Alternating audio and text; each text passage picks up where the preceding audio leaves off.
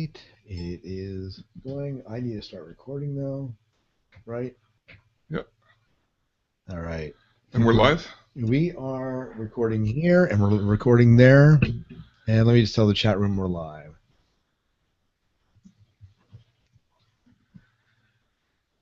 All right. You can go ahead. Jim, can you do a countdown, please? Okay. Recording in 3, 2, 1. Welcome to the Dune Saga podcast. I'm David Moulton. And I am Scott Herzog. And I'm Jim Arrowwood. And today we're going to be talking about Frank Herbert's Dune. Woo! Listeners have been waiting so long for us to get to this. Yeah.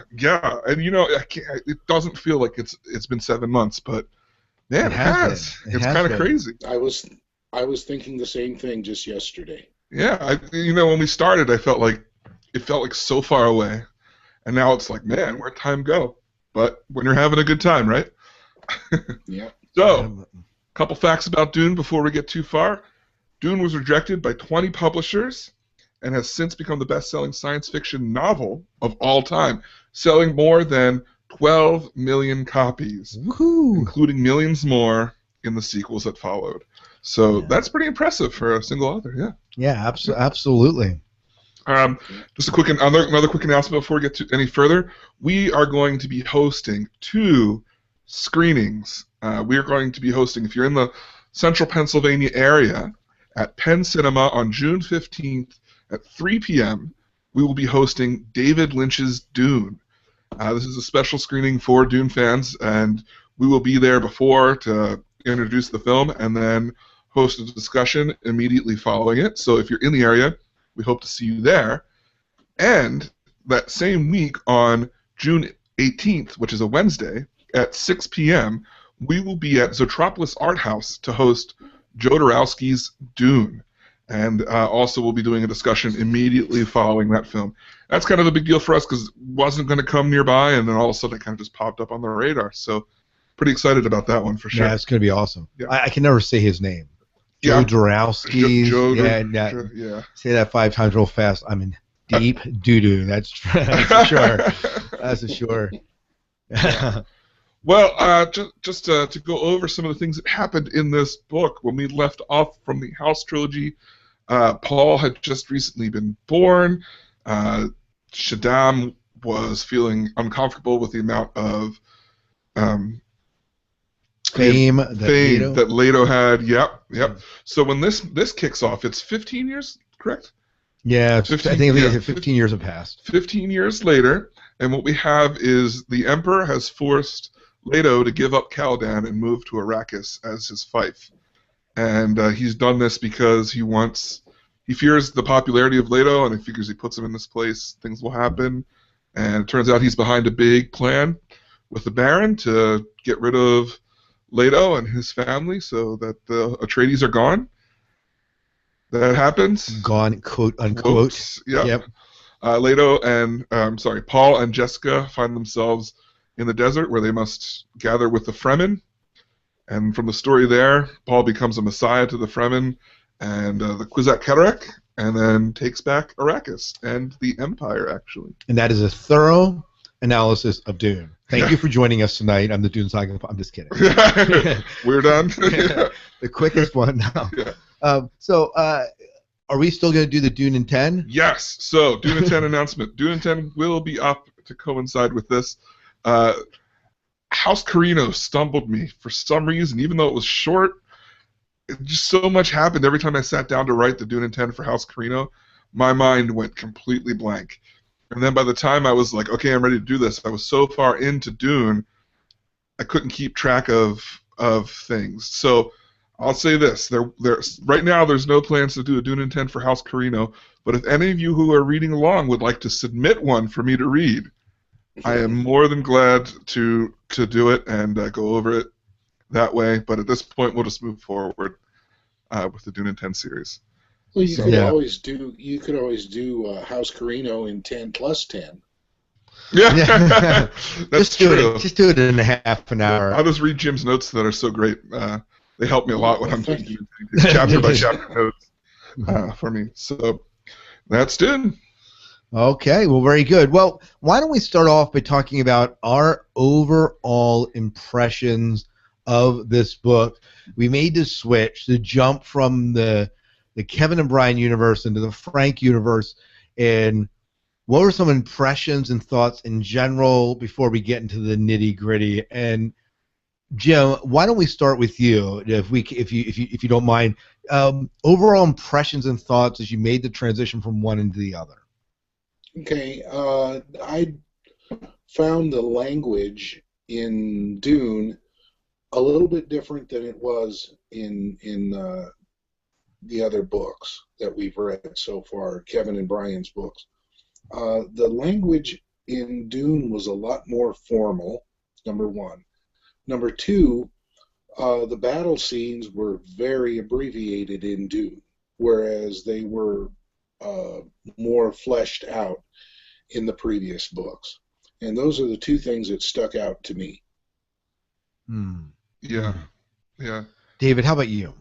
I'm going to agree with you there. The wording was so different. It felt much more personal. The big thing for me is we followed basically like one storyline, and we didn't jump around a lot. Mm-hmm. I liked that slower pace. I liked the insight that I was able to get from being with these characters longer.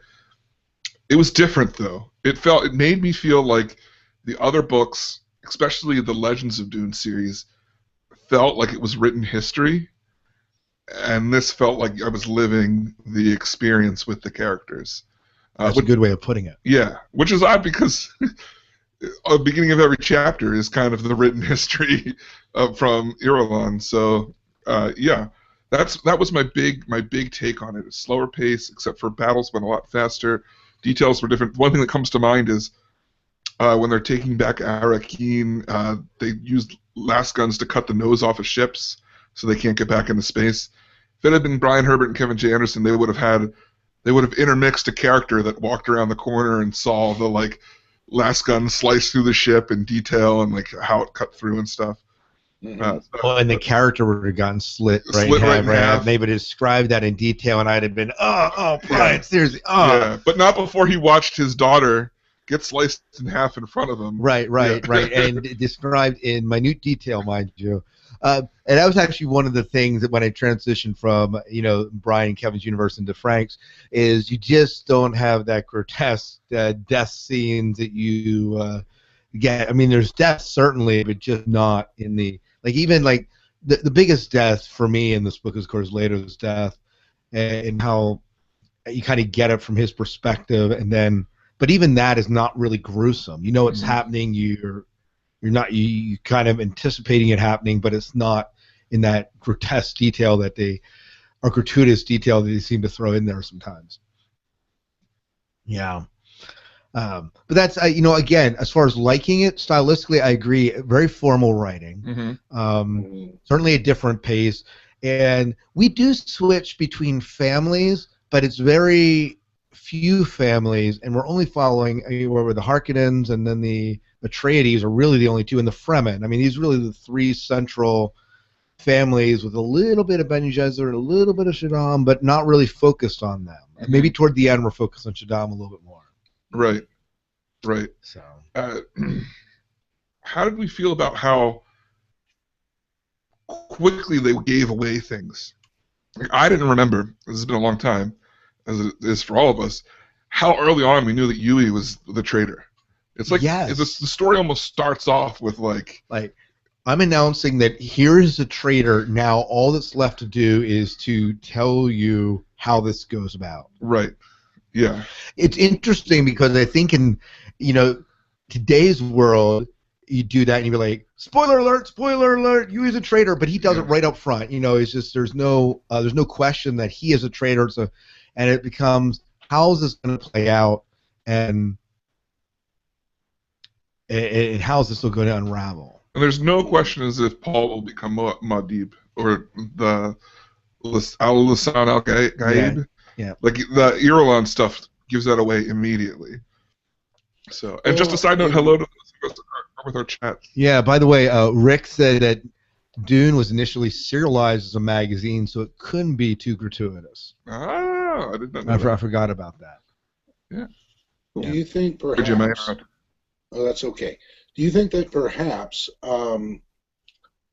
Frank wrote this and put Huey out in front right away so that we didn't make the same assumptions that Gurney and Toofer did? Yeah, I think so. I guess if this book were written today, I would want to say that they would have left the readers guessing at that until the reveal. Yeah. Like I don't think that would have been out. This might presupposition, right? And who's to second guess the way Frank wrote it? But if it were to come out today, I think that would have been left hanging to try and lure readers in, and to readers today like to figure that stuff out. Maybe, I don't know, maybe more so than they did in the '60s. I don't know. Yeah. Did it make you dislike Toofer or Gurney at all? I know when I originally read it, I got angry at them for so easily turning How could against you her. not know? Yeah. She's your beloved lady, you know. Especially Toofer just like will not let go of it even after their big talk. Yeah. Well, Gurney took her hostage, for crying out loud. Oh yeah. Yeah. And it wasn't easy to convince them either that she hadn't done it. Well, it was the Harkonnen plot to make it vague as to who did that. So, all it does is just show that they were successful in what they tried to do. Right. Mm-hmm. Right. Well, not really, because they were alive yet. But yes, you're right as far as getting them to disbelieve and getting them to distrust. I think this is as good a point of any to kind of transition and say we're shifting out of, again, from the Kevin and Brian Frank universe. We're shifting into characters that have changed, at least to it. They're the same characters, but they're painted slightly differently through the formal language of Frank and through how Frank portrays them. See, Frank and I were on a first name basis, but so Jim, do you want to kind of lead us here? Yeah, sure. From Kevin to Brian and Frank. So, how about, what did you guys think of Jessica? I thought that she was more timid at the beginning of the book than she was at the end of House Carino, and maybe that has to do with the birthing of Paul and becoming a mother. But she seemed more afraid than, except for during the birth of Paul, she was definitely scared then. But overall, she was more headstrong, more like strong, more willing to go up against things, or not concerned. And perhaps maybe that's just motherhood and age, but I thought that was different. Yeah, no, there's definitely a way that Jessica comes across just a little bit more timid than I kind of picture in the books where Leto and her kind of there, and even the relationship between them, very formal and not near as, hey, let's go into this closet and shag type of relationship that they had in Carino. Yes. Yeah. Well, even after she becomes a Reverend Mother, she still seems like there's a part of her with the Fremen, like she's in that lifestyle, but she still views it as like going through the motions because she has to, right? And not embracing this is my role in life. Now, to me, she seemed more aloof, more regal. She understood that she was above everyone. Yeah, I got that too. And one parallel I think you can draw there is in the prequel books, the Bene Gesserit have that air to them, and in the beginning she doesn't. So I wonder that's that's like one of those preconditionings from your upbringing that came along, Yeah, and then maybe.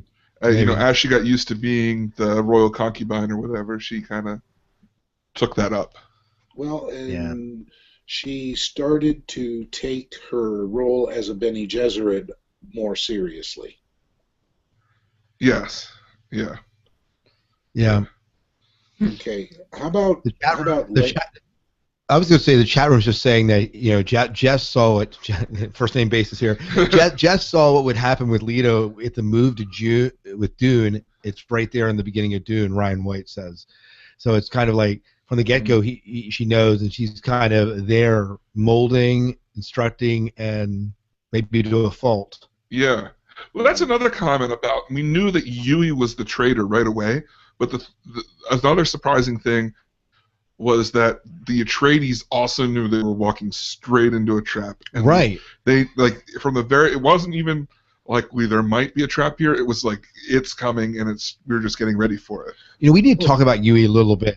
Do you feel bad for Yui in the end? Like, okay, no doubt he's a traitor. He's done something terrible. He's betrayed Leto, but he's also saved.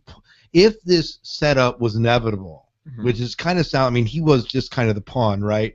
If this was inevitable, did he do the best thing by saving Paul and Jessica? And do we feel bad for him just because he's kind of between a rock and a hard place? I'll let you go first, Jim. Okay. No, I don't at all feel bad for him. He not only betrayed House Atreides, he betrayed his conditioning. And there was nothing to do it for. I mean, he should have known that the Baron was going to do away with his wife right from the beginning, and that he had no hope of getting back to her. So he basically brought down the house for nothing. Yeah. Here's the thing. I don't think that I feel sorry for him. I do feel like he has a moment of redemption in the fact that he provides an out for Jessica and Paul and the Tooth. And he does try to kill the Baron, even though it fails. Yeah. But I can't help but second guess his entire motives, because he's married to a Bene Gesserit. And I can't imagine that, as long as their marriage was, from we know from the other books, that he would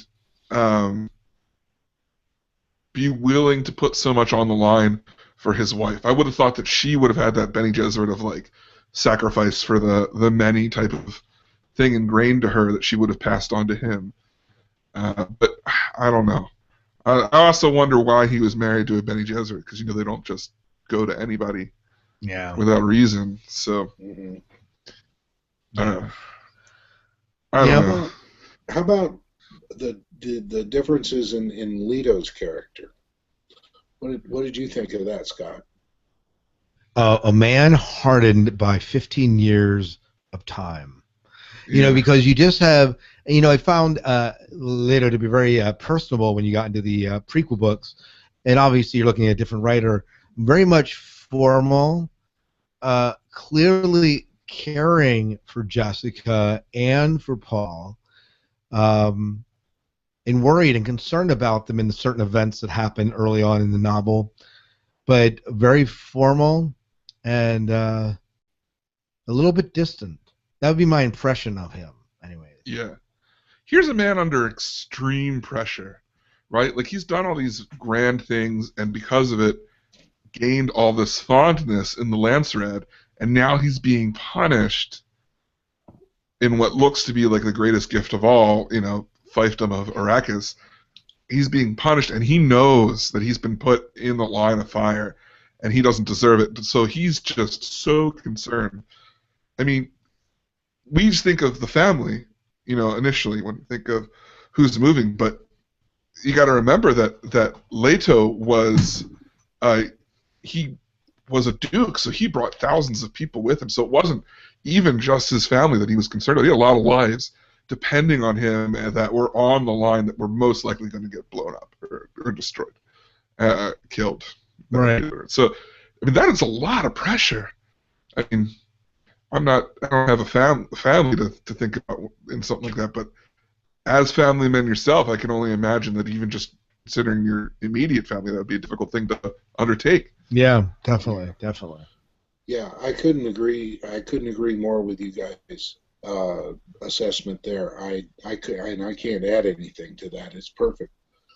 I'm wondering, how about, let's talk about Duncan and maybe lump Gurney in on that too. The two warrior leaders. Yeah. Well, let me talk about Duncan a little bit. Duncan, in my opinion, compared to the role he had in the other books, seemed very underplayed. I mean, that's just. I mean, I understand. I've heard rumors, even though I haven't read the subsequent books, that he is not really dead, right? You know, we have what do they call them, the Golan or whatever? Golas. The Golas. Yeah. That so he's not totally gone, right? Even though I haven't read it, but the Duncan Idaho I knew, and just the way he carried himself, comes off again a little bit different. But again, we see him mostly through Paul's eyes. Mm-hmm. And we don't see the relationship he necessarily has with Leto, at least very thoroughly. We have a little bit of interaction with them, but we see him interact with Jessica and with Paul a little bit, and that is about it. We don't see just a ton of him in this book. Mm-hmm. To me, he comes off. I loved the character in the initial read through many years ago, but now reading it now, I realize he's such a small character, and he comes off as big-headed, almost a prick to a degree. You know what I mean? Yeah, well, especially when he's drunk on spice wine. Yeah, he's just kind of like spice beer. Yeah, he's like, I'm the man, and I've proven that I'm the man several times over. So come at me, bro. You know? Yeah. Bring it on, Jessica. What are you gonna do to me, huh? Yeah. Huh? Traitor girl? Huh? Yeah. Exactly.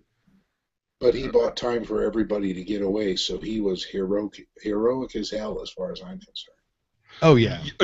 Yeah. No doubt. He dies valiantly.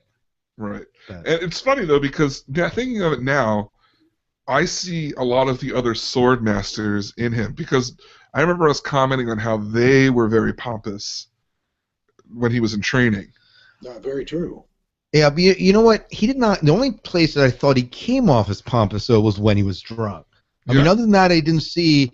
And I mean, the chat room's asking. I mean, Roland, a couple of people are saying, is this kind of out of character for Duncan to be drunken like this? We don't see him in this sort of compromising way anywhere else in the Dune universe so far. Yeah. But again, very underplayed character in the Dune book. Right.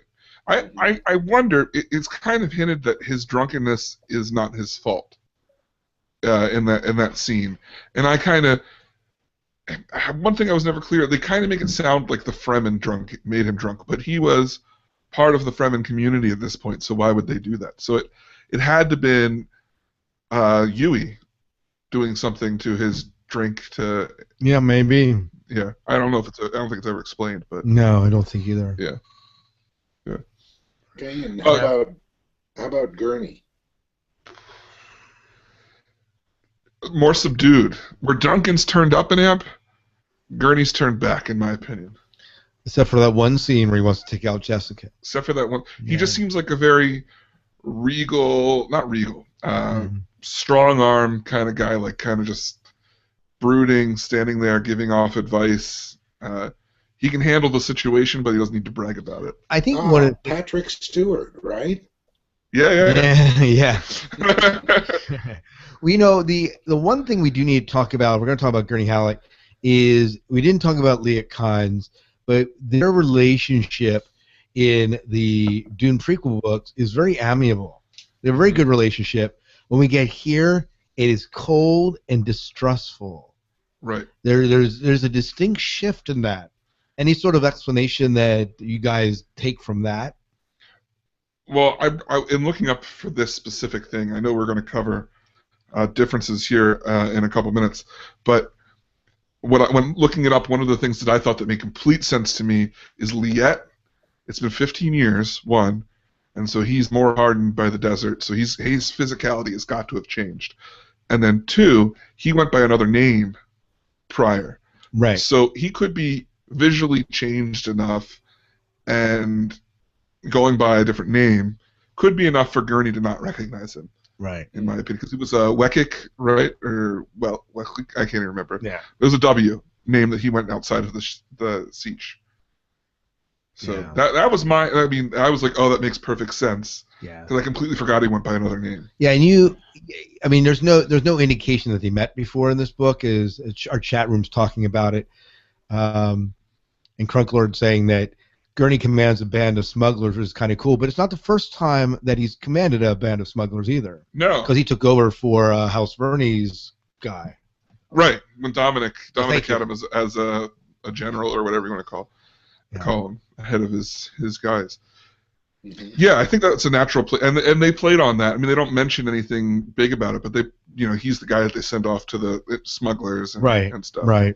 So. And yeah. Well, we didn't talk. I guess we need to talk about Emperor Shaddam and the Harkonnens. I think the Baron especially comes out. How do you feel about the Baron in this book versus the prequel books a little bit? You can go ahead and start, Jim. Oh, okay. Definitely not quite as much comic relief as he was in the first 6 books we've read. Deadly serious, even maybe feeling like he's been backed into a corner and trying to find a way out.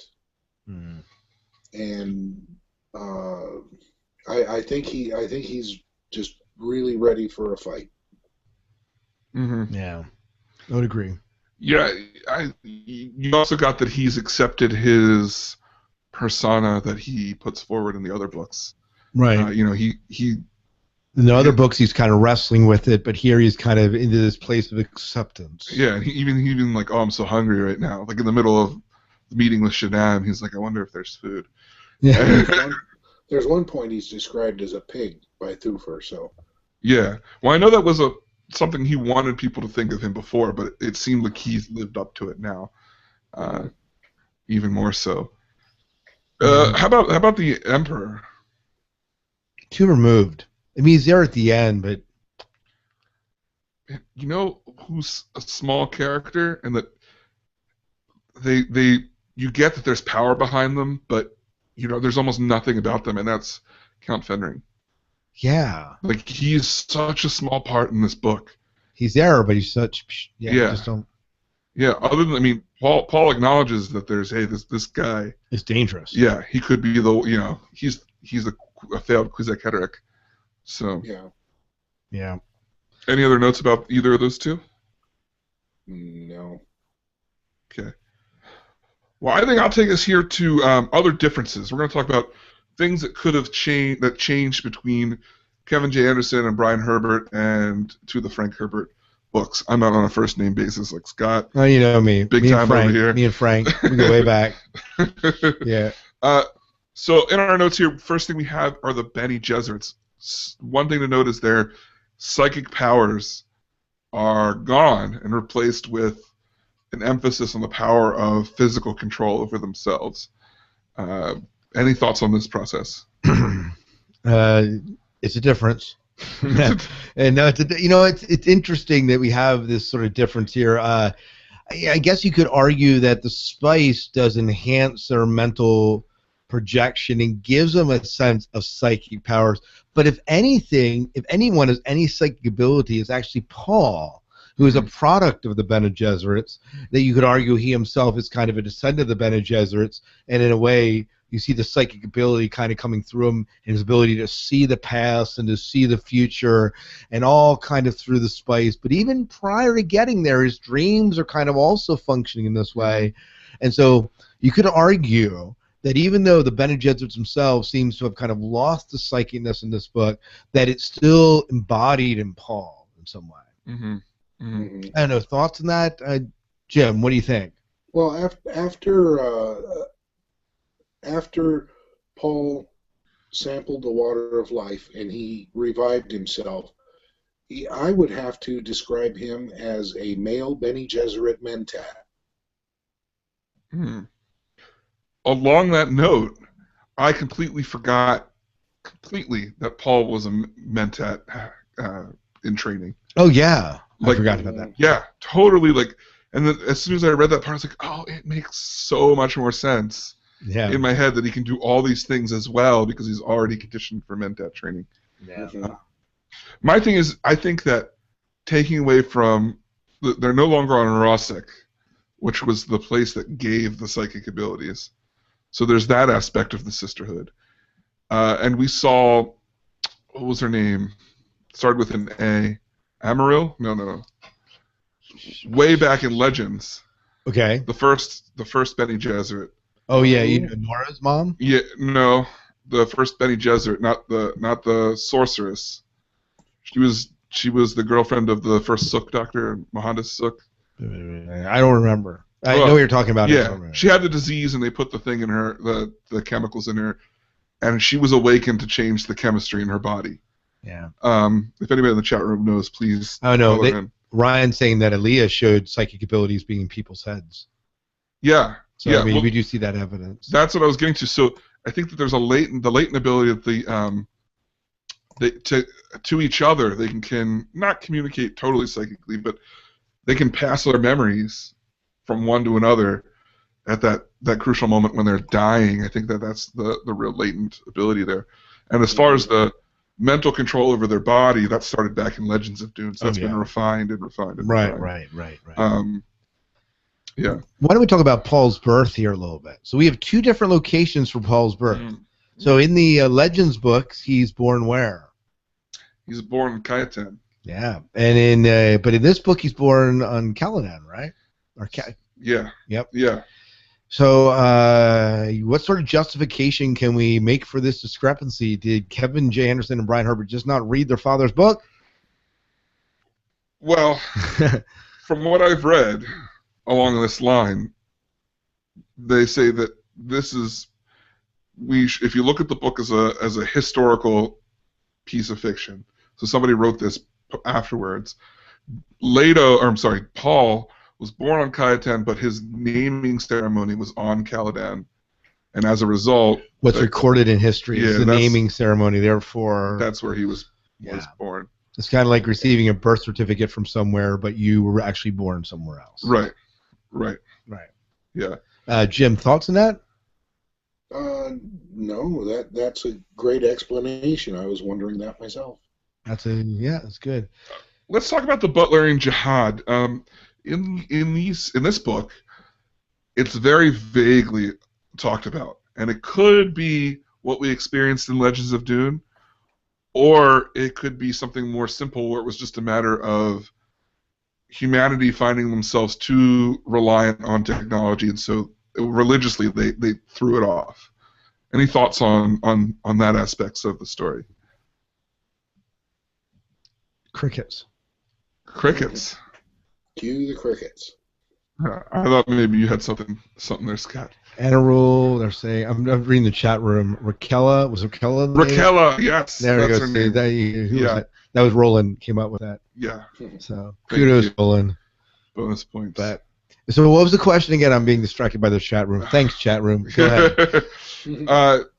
We were discussing the Butlerian Jihad, philosophical versus real battle. Well, I mean, that's the idea. It's never really fleshed out. A lot of hints are given. We don't know that this is a physical battle. And in a lot of ways, in Frank Herbert's world and universe, it's kind of almost an ideological battle where they're saying, well, this is what machines are doing to humanity, and it has stagnated us. It's killed progress. Let's do away with the machines. And there's kind of the precepts are going to set up so that we don't stray back into machines, whereas we get this in a very much of a different light, obviously, in the Butlerian Jihad, where it's really a physical battle. Yeah. We're talking 10,000 years has passed. Yeah. And when you look back in our 10,000-year history, there's a lot that if we went back and visited 10,000 years ago would be way different. Yeah. So I'm okay with this sort of uncertainty about the Butlerian Jihad. The key word in, I believe it said in the appendices, is they threw off the machines and defeated the god. Is it God mind of the machines? That's up for interpretation. Yeah, is this ominous? Yeah, to me that could be ominous. Sounds like ominous to me. I'm okay with that. Yeah. There are a couple other small things in chat room. While we're talking about these, if you notice any other differences, please throw them out, and we'll talk about them. But a few quick things. We had Jessica's acquisition. In this, they talk a lot about how Paul or Leto sent somebody to find her and purchase her, where we know that she was forced on him. Like they went to Caladan and that's forced certainly him. A difference. Right. Mm-hmm. If you look at history, maybe that's just history is recorded. What's his name? Rombers. Yeah. Wrote the trip to get Romber's girl to Saya. So Right. perhaps, whatever.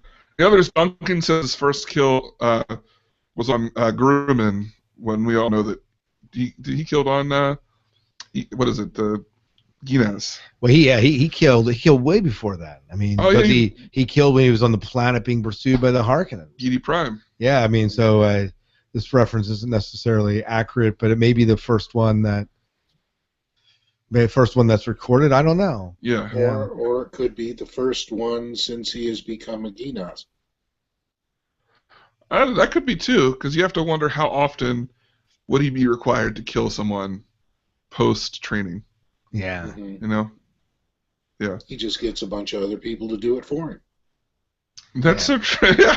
Well, now that I even think about it, after he became a swordmaster, he led a couple attacks in the Prelude to Dune books. Mm-hmm. But anything in the chat room on that? No one's saying in the chat room. If they do pop up, we can pop back to it.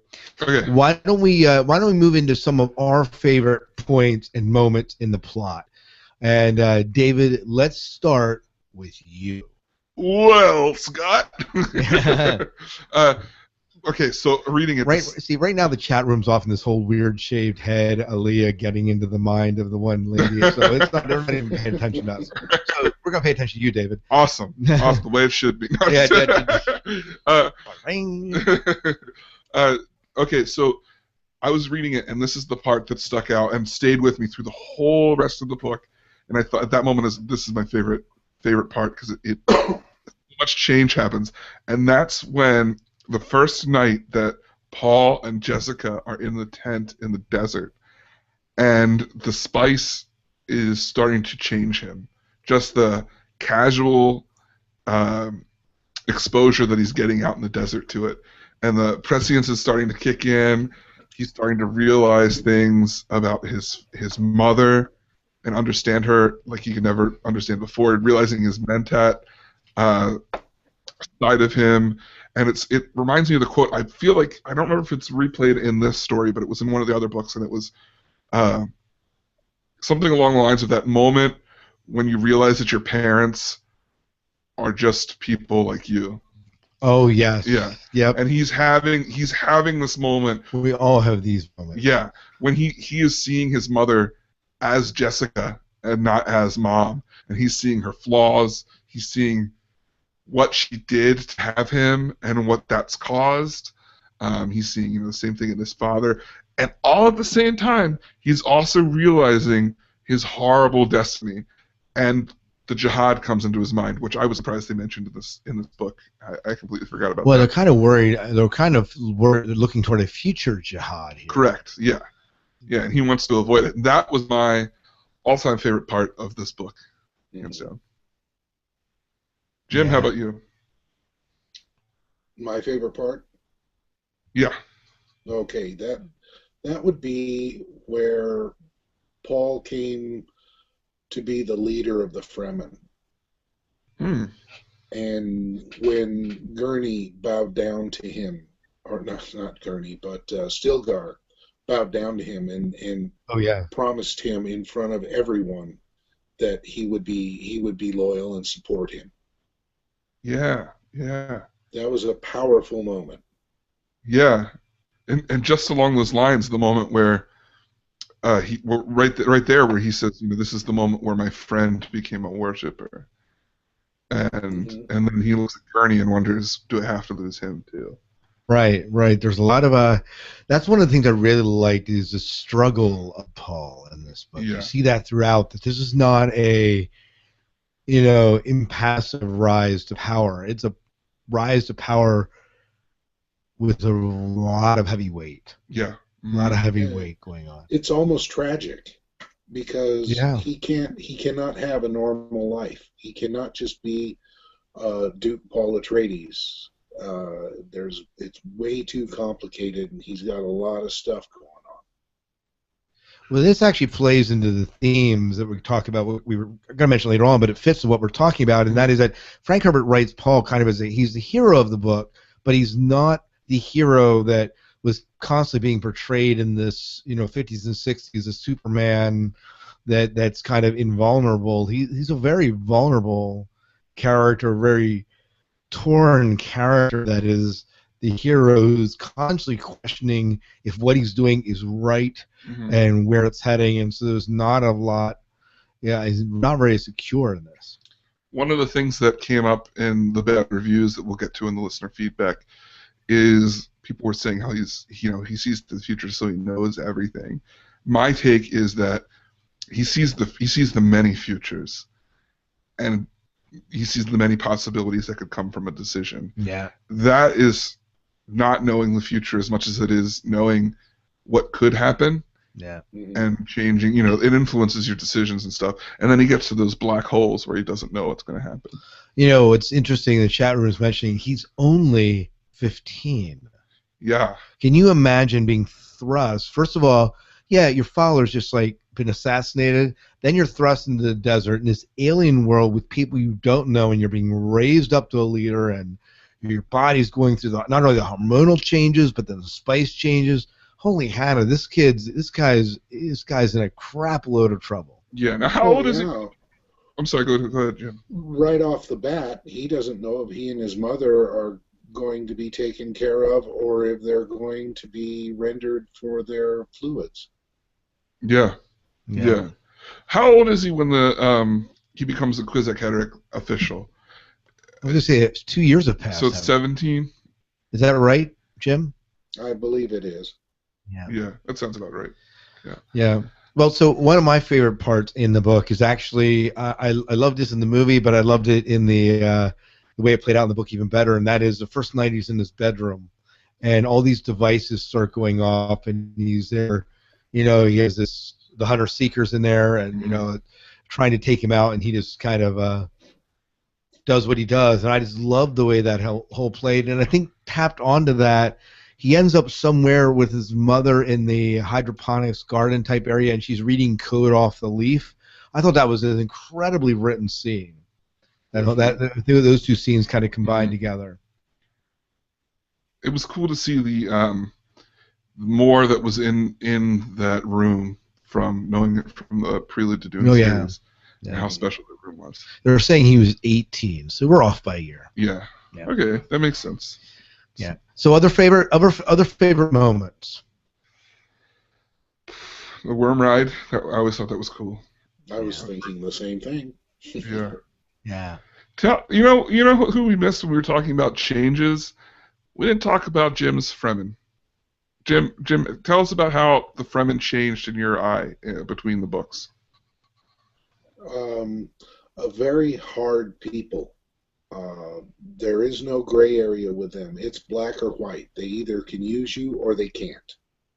Yeah. And if they can't use you, you're going to be rendered for water. Yeah. I think that's exactly what they're more harsh. Yeah, and I would say so. They want to stick by the rules. That I can't remember exactly what section that was in, but rules are rules. And they're ready for that. Yeah, and Paul had to tell them, no, rules change. Yeah. Well, I want to say the Fremen still carry out that little mentality, especially when Liet Kynes or when the initial Kynes, Father Kynes, first encounters them, and they're saying, well, they have to kill him. He's coming to our CH. We have to knock him off. And even though that changed a little bit, they're kind of this black and white entity there, even. But maybe I think it's portrayed a little bit more starkly here in the Frank Herbert books. But I think that sentiment's kind of hinted at as being there. Yeah, I agree. We learned a lot about the Fremen too in Paul killing. Was it Janus? Yeah. Was that? Yeah.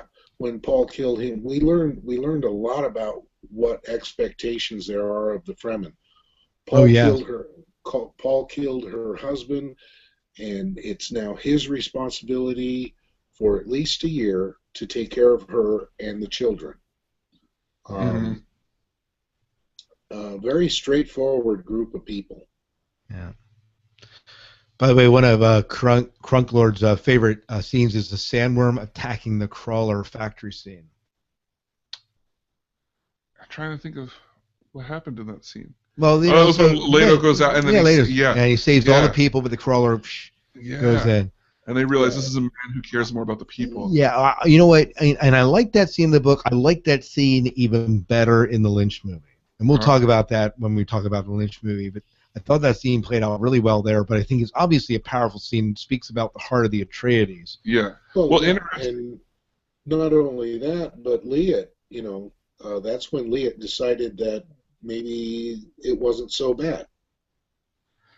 Yeah. Right. But in contrast, what sticks with you is at the end of, like, after the battle to get Arakeen back, Paul asks about equipment damage. And they say, what? And he's like, well, nothing that we can't fix. And Gurney thinks, since when did an Atreides care more about things than the people in the battle? Right. And that's like a big counter difference. Even though Paul seems to be his father so much, in that one moment, he's kind of not. That's right. I remember that, and that is a distinctive moment. Yeah. Yeah. Mm-hmm. So other moments. Let's run through maybe one more moment if we have it. Sure. You need to. What's up? I'm sorry, Bug.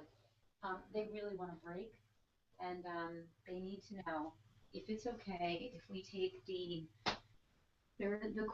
bottom level of the barn, the back corner where the fruit cup stuff was. They want to know if that part of the barn can be used and designated for Haiti auction stuff for the year. I don't know what fruit cup storage is. Remember where the fruit cup, the pie was, all that stuff? Okay, you're staring at the barn. Mm-hmm. The barn is 2 levels. Mm-hmm. Bottom level, corner. That bay. Right now there's a bunch of wood in it. Oh, yeah. So we can take stuff out of there, clean it, and that will become... Where are they going to store the wood? It's up to you. Well, yeah, I'm not going to make that decision tonight, but they can use that. Okay. That should be good enough. They're going to take care of Rusty's cage and burning the garbage as well. Okay, that's fine. Okay. And before you go, David, I wanted to talk to you about something completely unrelated from a Haiti auction stuff. Okay. Sounds good. All right. Just wanted to say that because I don't want you to escape me before I come to you. Okay. That's so good. it's good. We just have to figure out where we're going to move. Okay, I'll let you know. All right. Thanks. Yeah, but someone's saying barn interruptions. Yeah, we have there is simultaneously going on at this location a Haiti auction that we ran. Well, it's not that a committee's meeting about that. We had one 2 weeks ago here where we're like, you know, hundreds of people just descended upon this property to raise money for Haiti, and it was really cool. But now they're thinking of where can we store stuff, and we're going to do this again next year, and they're kind of planning for that already, and so it's kind of cool. But yeah, smart planning. Yeah. So where were we at? One more favorite moment. Oh yes, one more favorite moment. You were staring at out the door at my wife. So yeah, David, why don't you go ahead again? Favorite moment. Well, okay. So another favorite moment. I like the end scene where Paul is getting the Emperor to hand the throne over to him. And that's a very good scene. Yeah, and the way that the guild's like, no, we're not going to bend to you, and he's like, yeah, you will, or there won't be any spice anymore. Like, I will, and they point out, they're like, you're just as addicted as we are, and he's still like, doesn't matter. I'll do it, and you know I can do it. And I think that's the moment where we see the guild, and not only just the Emperor, but the guild loses its power as well, and no longer becomes this, as we'll see, if I remember correctly, this entity of its own power and control over everyone else, and it becomes, it's still its own entity, but more of an arm of the Emperor who can just say, this is what I want to do, and they have to let him do it. So I thought that was, and Irulan's really smart and just kind of like, this needs to be done. Like, she doesn't argue. Yeah. Yeah, I did feel bad. You know, one of my least favorite moments, there were a lot of least favorite moments, but the loss of his son. You know. Whose son? Paul's. Oh, yeah. Paul's son. And then when his concubine gets to play second fiddle to Irulan, in name at least, and that whole thing is kind of a, let's just do this for politics. And that reminds me very much of the old Duke. Yeah. The old Duke, right? Jim, how about you? Another favorite moment? How can we leave out the death scene of Fade Routha? Oh, Someone mentioned that. yeah. That fight. That fight was incredibly described in the book. Yeah. Uh-huh. Yeah, Yeah. absolutely. It's and the whole the way that he fights and gets him to think that the needle's on the one side of his body, and then he's like, surprise, it's on the other side of my body. Like, I thought that was That was a good fight scene. Yeah. I mean, Well, it's basically the climax fight scene. You think, Yeah. I mean, you think that the big battle would be the climax, but it's really just this man-on-man kind of struggle. yeah. And then Yeah. the implications that go with that. I mean, it was the end of the Harkonnens. They're done. And Shaddam had chosen Fade to be his champion. And so that ended Shaddam. There were a lot of important things going on in that scene. Yeah. Oh yeah. I initially when we were going into this book, I would have suspected it would be the Beast that would have been the one that would have been having this battle, but it wasn't. Yeah. Yeah. And let's also note this is the end of the Harkonnens. Yeah. They're done. Yeah. This is the last one. So that's kind of an interesting concept. It's not. Back up. It's not the last of the Harkonnens. How so? Because Paul is Harkonnen. Well, okay, but I mean the Harkonnen house. Okay, got it. The house, yes. Yeah. But the Harkonnens still live on through the blood Of the Atreides, Yeah, through the blood of the Atreides. So, yeah. All right. Well, let's move on. We have a little bit of things on. Let's discuss themes real briefly here. We did the heroism, but we didn't really talk about the first three that are listed here. So why don't you take them? One of the things they cover is environmentalism and ecology. Oh yes, something that was touched on in the other books, but more so here. Especially in the appendices. Did you read the appendices? No, I didn't. I was listening. I didn't actually read the appendices in the listening. Okay. Yeah, I'm surprised because it's actually the first two parts of the appendices have Irulan quotes at the beginning, and are just like books that she would have written. And one of them is just a brief overview of the history of Pardot kinds, and it was kind of hard to read because I was like, so much of it was just the same that we had before, except for he gets more into detail about what it took and how much of Dune had been changed at this point, which I thought was really cool. And a side note, didn't it make the scene where Liet was dying so much more powerful, knowing how Pardot acted like that towards him in life? And he was really seeing visions of the way his dad treated him. I thought that was pretty cool. So yeah, a lot of this going, 1/3 of the planet can change the whole planet type of thing. Right. Yeah. Any thoughts from you? Yeah, just exactly what you were saying, and kind of continue to look at them changing the planet, believing that rain can fall again, believing that the moisture's there. The whole idea that there are certain parts of the planet that they can't fly over, and rumors of it being green to kind of show the progress of the kind, vision way back when in Legend. I thought that was good. But Jim, anything to add? Yeah, and I'm wondering, has anybody thought ahead to what would happen if they did remake the surface of the planet? What's going to happen to the spice? What's going to happen to the worms? Is all that going to go away at some point? I think that's addressed. There's a lot of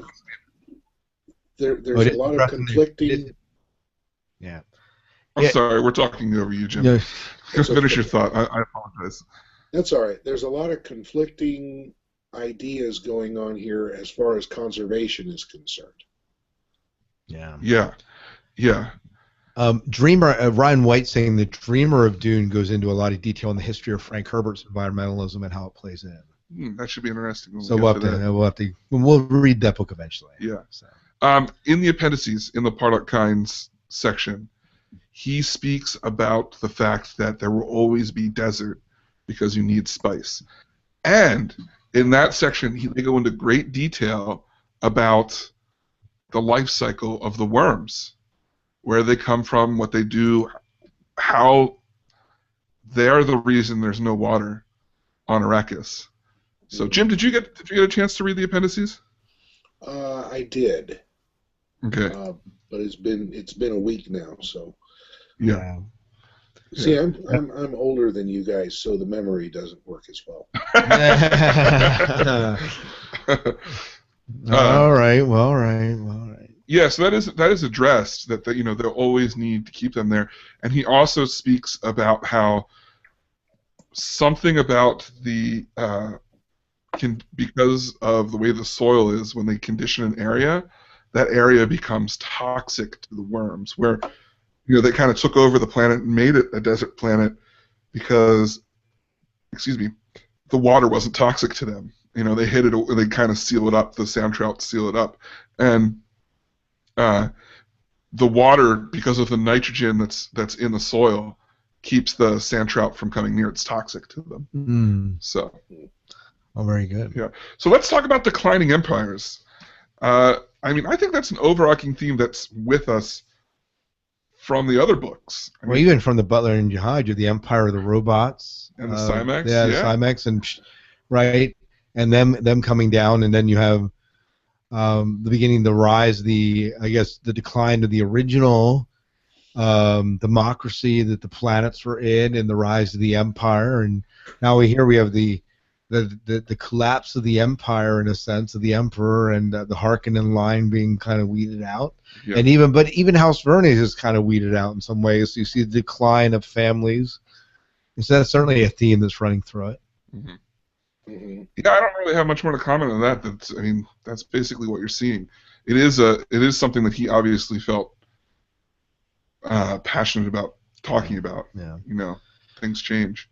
Yeah, one of the things that that's brought up in one of the notes, that I think the notes where we pulled these from that we were reading, is that gender roles and how they're addressed in Frank Herbert's book. Mm-hmm. Women with the Bene Gesserits, you would think, get a little bit more of a prominent role, mm-hmm. but a lot of what I was reading said that these women are still functioning in pretty traditional roles. We aren't looking at anything really break out. Frank Herbert's not doing anything extremely new or out of their roles that would be expected in the 60s. Yeah, my comment to this is he makes a hint that they're stronger, right? Like he says the Fremen women are just as strong as the men, and the women do the fighting for them, right? And stuff. And the Bene Gesserit have power, but I see what they're saying there.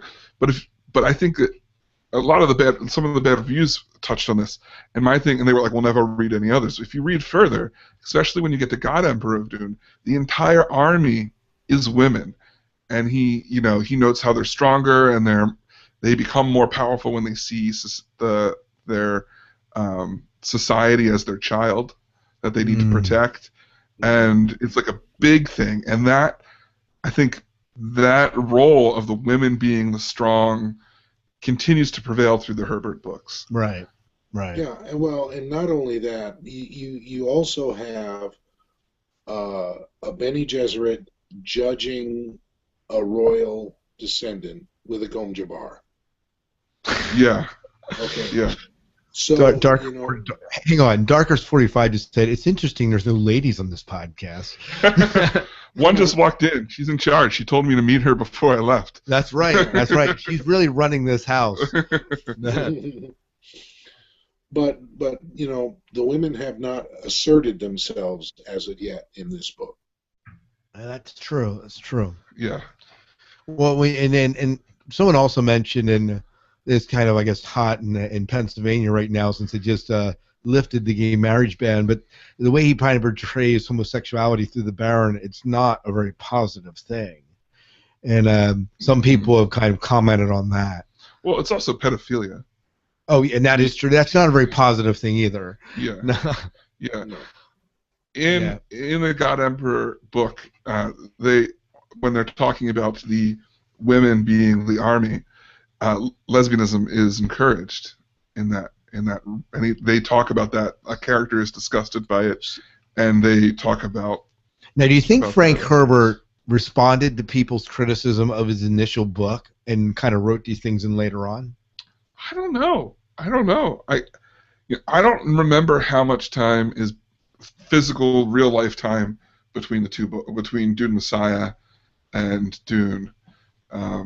If there was, substantial amount of time or not, but Yeah.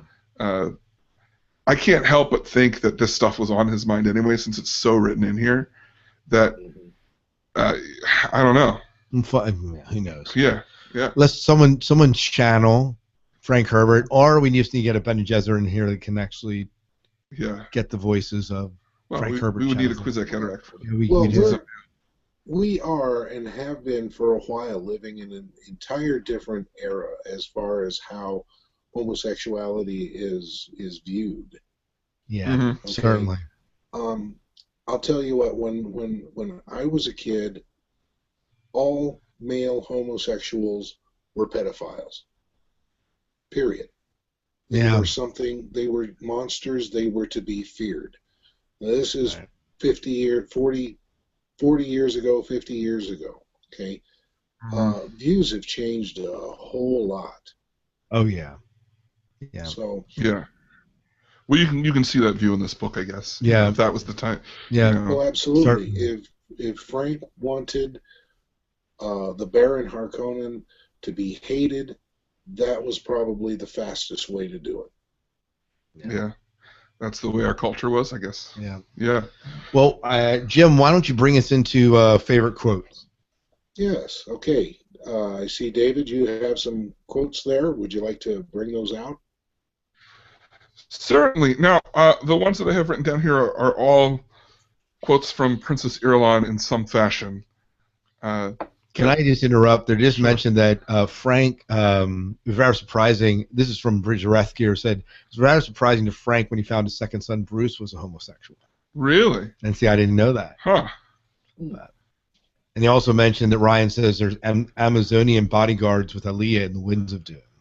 Okay. Now, I haven't read Winds of Dune yet, so I'm excited to get there. Yeah. So anyways, I'm sorry about that. So no. Favorite quotes. Favorite quotes. Okay. Deep in the human consciousness is a pervasive need for a logical universe that makes sense. But the real universe is always one step beyond logic. I love that quote. Yeah, I do too. I just think it just showed how we grasp to be like, to know everything, but we never really can understand what's happening around us. Yeah.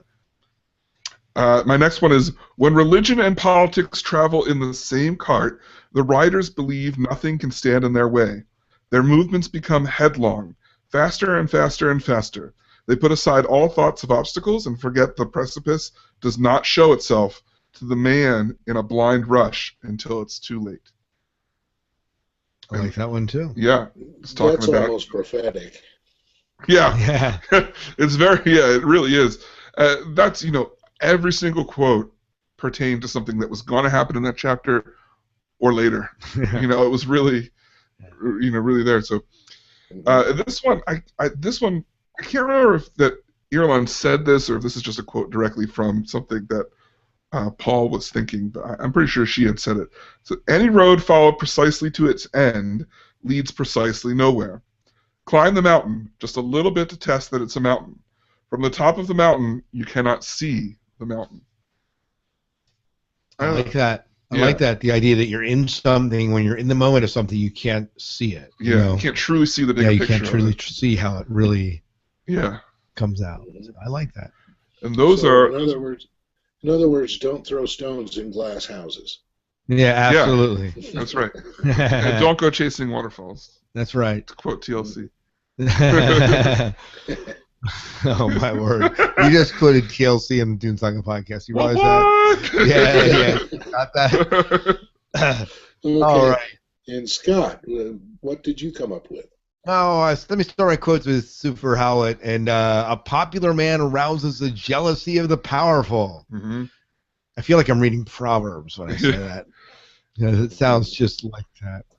And then I had to put this one in here because we are in Dune. I mean, come on, the Bene Gesserit litany against fear. I must not. You heard it at the beginning of the show. I must not fear. Fear is the mind killer. Fear is the little death that brings total obliteration. I will face my fear. I will permit it to pass over me and through me. And when it has gone past, I will turn the inner eye to see its path. Where fear has gone, there will be nothing. Only I will remain. Mm-hmm. That quote has permeated this series from the beginning. Now, again, remember, I'm reading this really from the beginning and having really encountered Dune, but it was a long time since I encountered Dune. It was neat to kind of see this and to think about this is the book that this quote originated from. Mm-hmm. And so I really liked it from that. I had to put it in there because of that. It's powerful. I mean, it's a powerful quote. Yep. Two other quotes here, one long, one short. This one comes from the conclusion of the commentaries in Appendix 2, The Religion of Dune. Much that was called religion has carried on the unconscious attitude of hostility towards life. This is where I really like it. The true religion must teach that life is filled with joys, pleasing to the eyes of God, and that knowledge without action is empty. All men must see that the teaching of religion by rules and rote is largely a hoax. Proper teaching is recognized with ease. You can know it without fail because it awakens within you that sensation which tells you this is something you've always known. I want to stop for just a moment here, just a brief moment, to talk about where this came from in the appendices. We've been talking and talking and talking about what is the Orange Catholic Bible? Where did it come from? What's going on? This chapter in the appendices covers the history of the Orange Catholic Bible and why it was created. And to give, since you didn't have the option to read it, Right. to give you a brief summary, after the Butlerian Jihad, all that they realized that religions didn't fit up to what humanity solves itself. So the major religions all sent people to, well, they call it Old Earth. We can discuss if it was Earth or not, but they sent them to Earth, and they all came together and said, let's write a new Bible that includes all of our perceptions on life and what's right and what's wrong, but doesn't pertain to the same sort of strict rules that they had, so that as humanity grows, it can still look back at this book. And they talk about how it was, some of the people who came up with it were killed then because it was thought of such heresy. But now, thousands of years later, it is the standard. Right. So it is the standard. Anyway, right. Just want to take a moment for that. Yeah. By the way, Crunk Lord said, seeking freedom and becoming a captive of your desires, seek discipline and find your liberty. Dakota. Yeah. So he liked that one.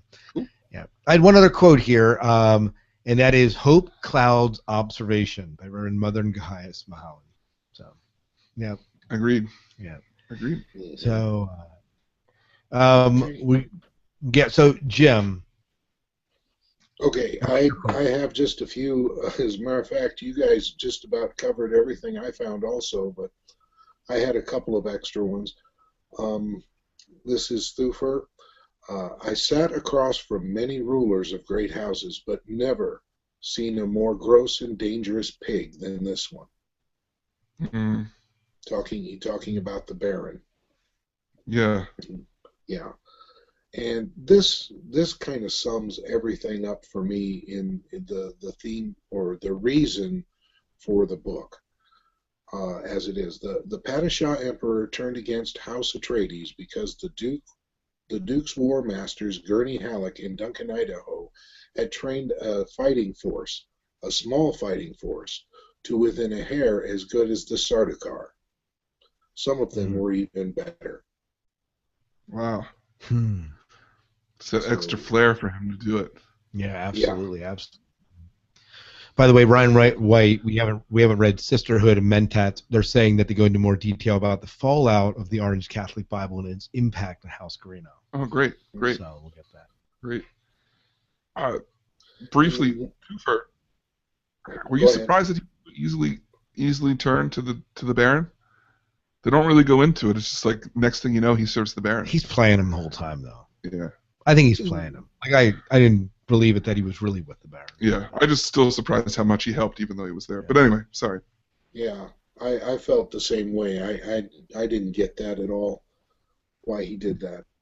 One last quote: "Beyond a critical point within a finite space, freedom diminishes as numbers increase. This is as true of humans in the finite space of a planetary ecosystem as it is of gas molecules in a sealed flask. The human question is not how many can possibly, at any rate." My quote ran out there. But yeah, the tighter you pack people, the more trouble you're going to have. Yeah. Absolutely. Yeah. Bridger Ethger said, it is his quote. I just lost it. Scrolling, chat room scrolling up too fast.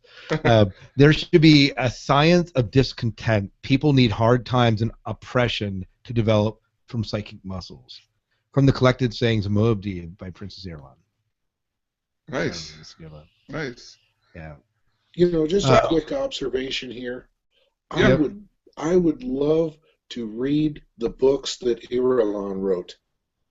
Oh yes. Yeah. Especially in my father's house. I would pay a lot of money to read that book. Yeah. I think what we're coming up with here is that we're going to be pretty much total BA guys by the end of this about Dune. We're going to have it all in our heads, right? Because we're mentats. Because we're mentats, right? So it's going to be up to us to write the Orange Catholic Bible and Irulan's books and just rack in the dough. There we go. There we go. That's the solution. Okay.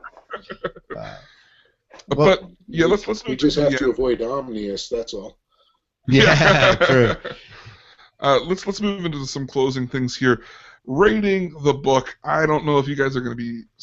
What's that? I was going to say that before we do that, there were two questions that the chat room posed that I thought that actually played in a little bit to our closing thoughts here. Excellent. They aren't in your notes because they posed them.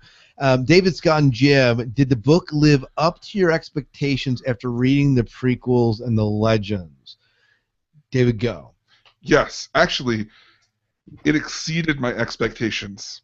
And I'm going to say that's kind of hard to do because I've already read it, but there was so much that I felt that reading in this order added to the book. So rather than getting mad at the other books for adding stuff to something so beloved, reading Dune, I enjoyed how much it added to it and just kind of gave me a deeper meaning of what I was reading. This was the second question they asked, actually, which you kind of answered. Did you guys think that reading Dune with the background knowledge from the prequels and legends made the story richer, or does it take away some of that enticing mystery?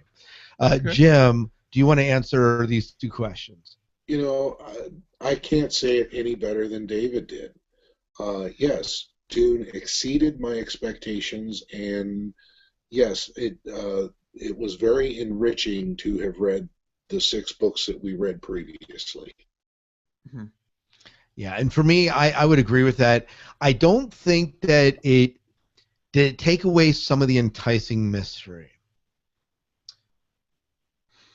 I suppose, yes. I mean, now we can't sit down and go out for a bite to eat after reading Dune and discuss what was this Butlerian Jihad supposed to be like, because we read it and we have a definitive account according to Kevin, Jay, and Brian, right? So some of that mystery has been lost, but I didn't feel like it was a loss. I felt like, if anything, that I came in having my head on straight about what was going on in the background. This helped me understand the current world. Yeah, yeah.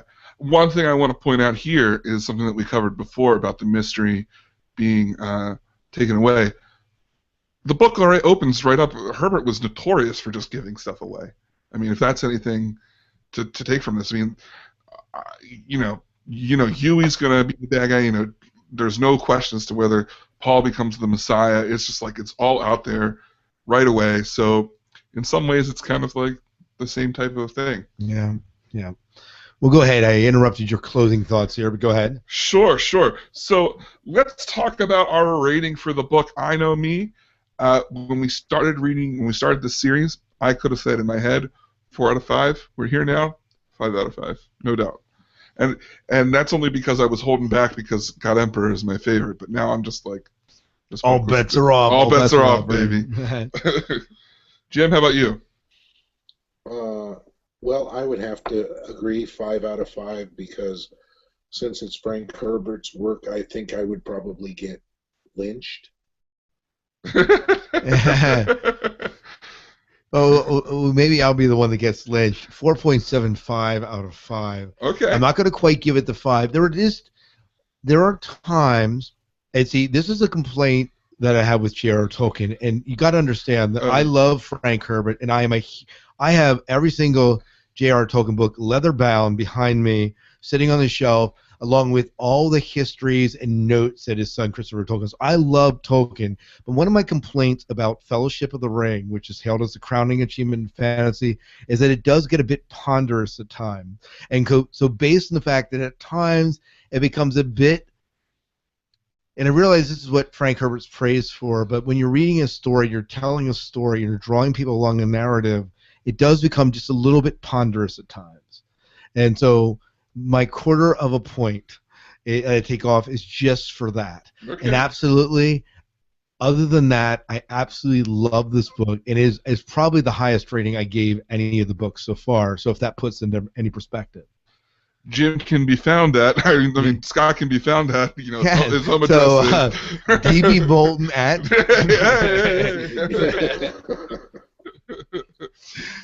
Oh, my. Well, the next thing that we review for next month is David Lynch's Dune. Yes, we're taking a break from the books, actually. Yes. Now, there may be people who don't want to see David Lynch's Dune or whatnot. So at the same time of us discussing what we're expecting to see in this movie, let's also take a moment to, since it's fresh in our mind, what do you think is going to happen in Paul of Dune? I heard rumors that Paul of Dune takes place during Dune. Really? Or partly during Dune. I don't think is it a between book or is it a? Well, I don't know. I haven't read it, so. I haven't read it either. This is the first book in our series so far that I haven't read, and from what I understand, it takes place between Dune and Dune Messiah, with flashbacks to the War of Assassins, which should explain what happened to House Vernias. All right. So. Good. Yeah. Good. Jim? I'm expecting to learn what happened to Paul before he came back as the mysterious hooded stranger who was blind. Right. Oh yeah, definitely likes the bridge jacket. Yeah. What happened to cause what caused this? What went wrong? What happened to his relationship with the Fremen? Mm-hmm. Yeah. I'm curious to see more about the beginning of the jihad and how Paul handles it. He's so anti it at this point, and in Messiah, he's so given up to the fact that it's a thing. He doesn't like it, but he's given up fighting it. Yeah. And I'm curious to see that fighting internal fight he has. So as far as the movie goes, it's been forever since I've seen the David Lynch movie. I'm expected to be angry, to be a little bit bored, and to be excited to talk about it. But we'll be seeing it on the screen. So what can we ask about? Yeah. So once again, we will be watching David Lynch's Dune on June 15th. That's Thursday at 3 p.m. at Penn Cinema in Lidditz, Pennsylvania. If you're in the area, we'd love to have you come there. Don't worry, we're recording it. We'll have it to be part of a show in some sort of way. And we will be doing a regular show on the David Lynch film afterwards, right? Right. Yeah, this is just a little bit of addition. Think of it as a bonus live to those who are in the audience, listener feedback kind of show for David Lynch's Dune. And then subsequently, we'll also be doing Joe Orowski's Dune on Wednesday, June 18th at 6 p.m. at the Zootropolis Art House in Lancaster, Pennsylvania. Absolutely. So if you're local, we want to see you there. If you can't be there, we expect a 5-page write-up on why you can't be there. Right. Right. Another final closing thought that I spoke last time. We had a contest going on, and to enter, you had to send in a voicemail for us to play on our listener feedback show. And Rick Tetrault won the book Dune, hardcover of Dune. So we have another giveaway. I have the hardcover of Dune Messiah. So I'm getting the feeling that a lot of people don't like to call in or send voicemail, so I'm going to say all you have to do is submit listener feedback for See the movie? Oh, why don't you say submit in iTunes review? We can do that. Oh, yeah, okay. And if you've done it, just say, hey, we've done this. We've submitted an iTunes review and copy us on it. Yeah. If you've done that already, we'll take any past reviews you've already submitted and want to throw into the contest. But yeah.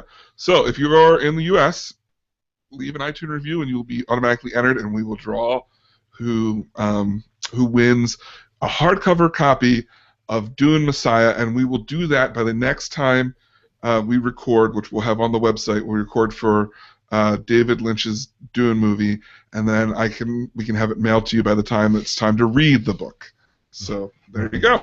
very good. And if I can add to that, congratulations, Admiral. Way to go.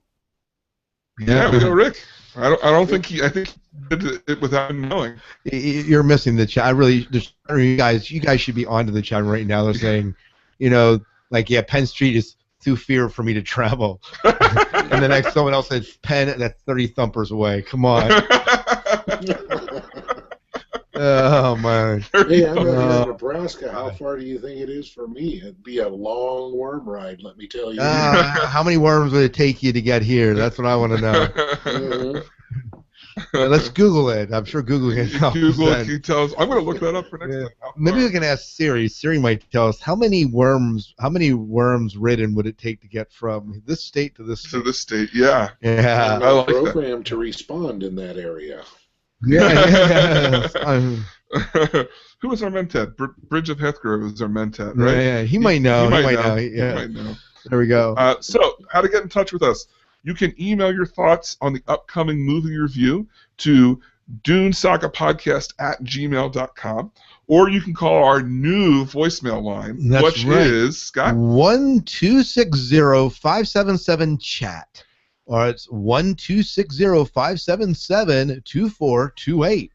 Yep. Get yours today. I'm just kidding.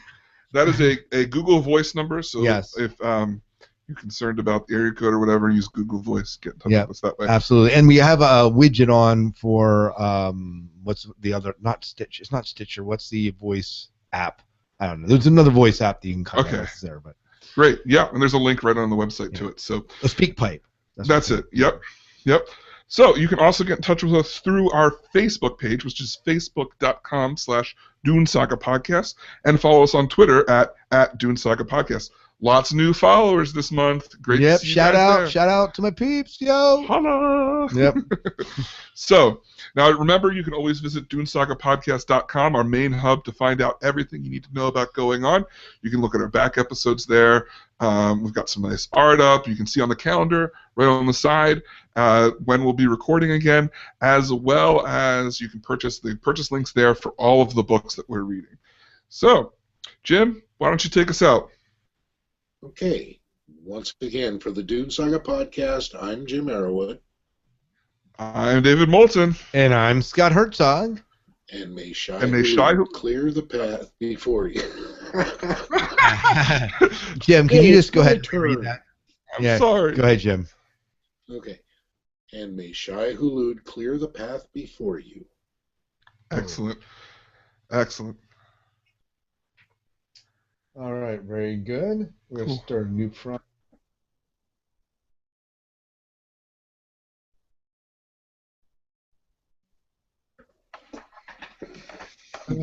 Take a couple-minute break? Yeah, all right, chat room, just... They're making fun of us? No. It's just to say that we will... I left in on the listener feedback. Back in 10. In 10. Record the...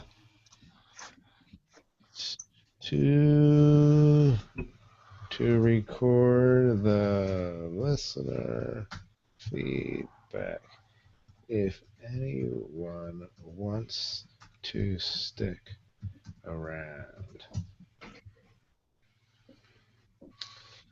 All right. So, Jim, we'll be right back. Okay. See you in a couple minutes. All right. I kind of need a break. Hour and 20 minutes, so we came up past. It's not bad. With a little break in between because of Chris. Yeah. I think that's fine. You gonna plug that? Are you gonna wrap it? Limba. see, it is a little bit there. Got it? You got to go up and under at the same time.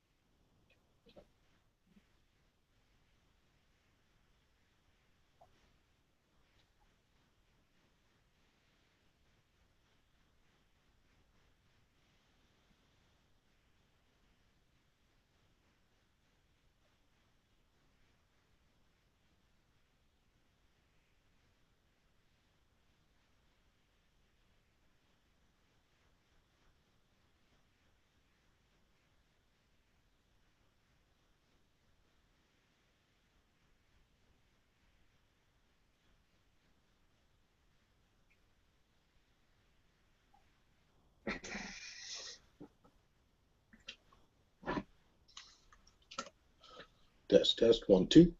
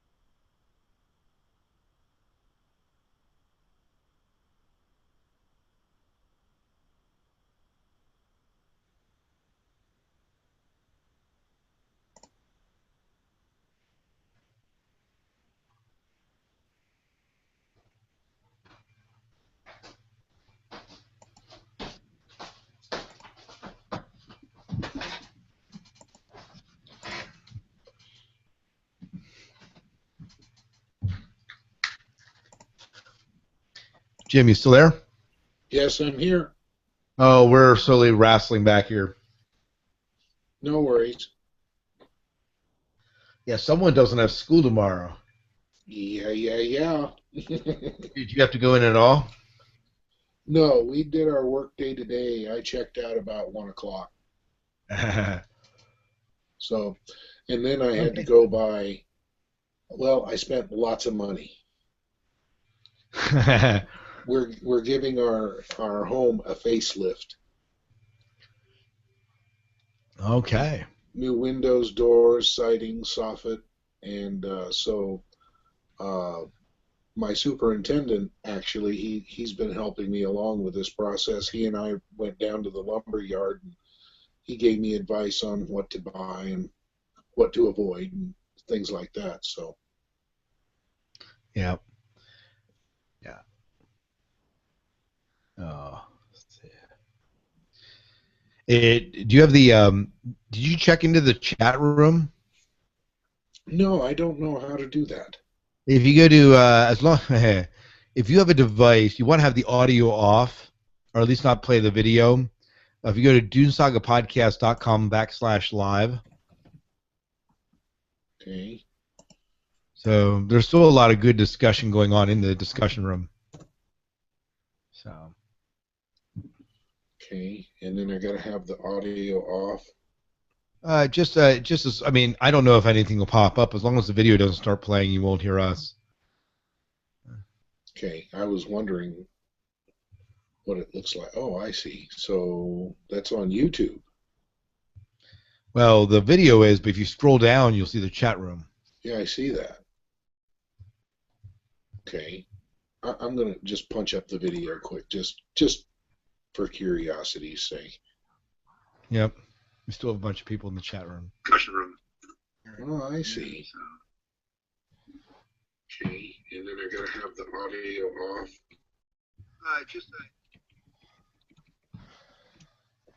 Oh. Good. Well, still a bunch of people there. Yep. Jim's still with us here. Yep. What? Can't get rid of him. I thought for sure that guy was gone. Swallowed by a worm. Yeah. He tried to make it the Penn Cinema. Yeah, he's on a worm. He's going to be here in about Well, 3 that's weeks. what happens when you get as old as I am. You try to hop on a worm, you just get at. dbmoulton@gmail. DB Moulton. Yeah. DMOULTIN. ON. ON at. Gmail. Thank you. Everyone in the chat now knows my email. Hope you're happy. Yeah, half of them know already. All right, you guys ready to roll here in the listener feedback? I am ready. All right, let's rock and roll here. And you're gonna bring us in? Yeah. When you hit play a while, we'll have Jim. Jim, why don't you go ahead and do a countdown? Okay. Recording in 3, 2, 1. Welcome to the Dune Saga podcast. I'm David Moulton. I am Scott Herzog. And I am Jim Arrowwood. And this is our listener feedback shoe. Yeah, shoe. This is the shoe. This is the shoe. This is Who the do you listener. think you are, Ed Sullivan? Yeah. Really big shoe. Wow. This is our listener feedback show for Frank Herbert's Dune, the original book that started it all. We have just gotten right into, just got finished recording our review of the book, and we're ready for your listener feedback. So, to start off the show, a couple announcements. First, I want to say congratulations to Rick Tetrolt. I hope I'm saying that right, Rick. He won the contest to get a hardcover copy of Dune. The parameters were to send in a voicemail, and he did so, and we'll get to that a little bit later. So congratulations, Rick. Way to go. Right, and for next month, if they want to get Dune Messiah, my understanding is you have another contest for them. Yeah. So if you want to get Dune Messiah, a hardcover version of the 80s edition, our contest is this. You need to leave a review on iTunes for our podcast, and that will enter you in to the And contest. copy us on that. Yeah, let us know. Let us know that you did so. I will check it beforehand, but please let us know that you did so, that you're interested. And again, this contest is for people within the United States. I'm sorry, guys who are across the pond, but it's just a little too much to expensive-wise to ship over there. Yep. Also, we do have a new phone number, so if you are going to call into the show, like Rick did, the new number is 1-260-577-CHAT, 1-260-577-2428. Yep, and that's a Google Voice number, so we hope to hear from you there. One other thing to announce is we will be hosting two movie screenings. Yes. We're going to be hosting David Lynch's Dune on June 15th, Father's Day, at Penn Cinema in Lidditz, Pennsylvania. And what's awesome about this is we're going to be seeing Dune on the big screen. Yeah. Like in 1984, I was not really going to movies out by myself, and I certainly wasn't seeing Dune in theaters. I certainly wasn't. I don't think I was leaving the house by myself at that point. Yeah, I could have biked there. But yeah, we'll be hosting a discussion immediately afterwards, and if you can't make it, don't worry. We will record it and release it as a special feature. Along those lines, and another very exciting thing, we will be hosting a screening of Jodorowsky's Dune on June 18th. That's a Wednesday at 6 p.m. at Zotropolis Art House in Lancaster, Pennsylvania. It's a great place. We're going to have a good conversation right after the movie. Should be a lot of fun. Good evening. So, moving on to our listener feedback. Jim, I think that you have our final announcement here. Yes. We appeared, the three of us, appeared on the Simply Syndicated Admiral's Table from Starbase 66, which happens to be hosted by Rick Tetrall, whom those of us who listen to his podcast lovingly know as Admiral Marius.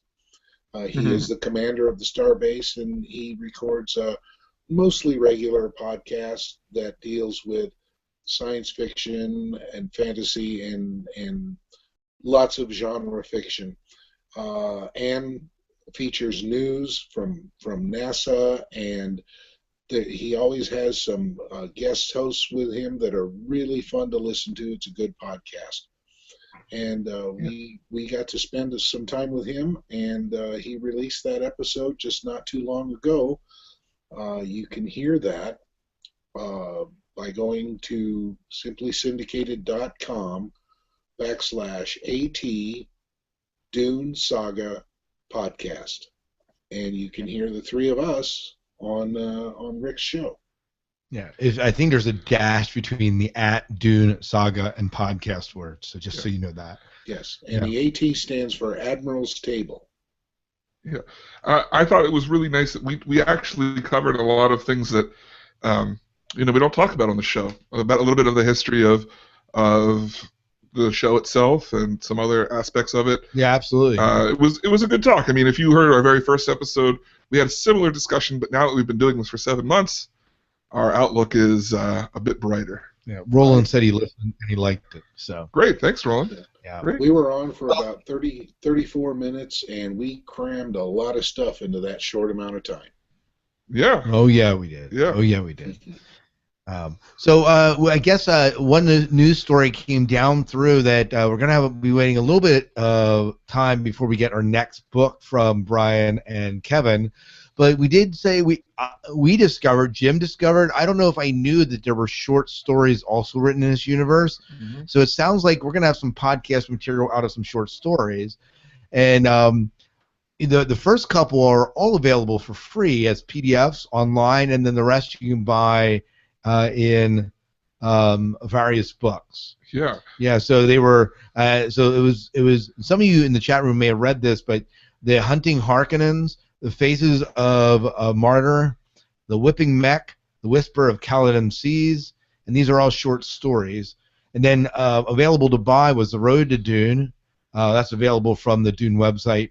Also, Wedding Sink, Sea Child, and The Treasure Sand are all available in another another book as well. So these are short stories that kind of play into the Dune universe that we might have to read and do a podcast on eventually. Yeah, I have The Road to Dune. I thought that some of these were included in that, but I don't know a lot about it. So. Yeah. So anyways, these are, I wasn't aware that there were short stories written in by these guys. But, yeah.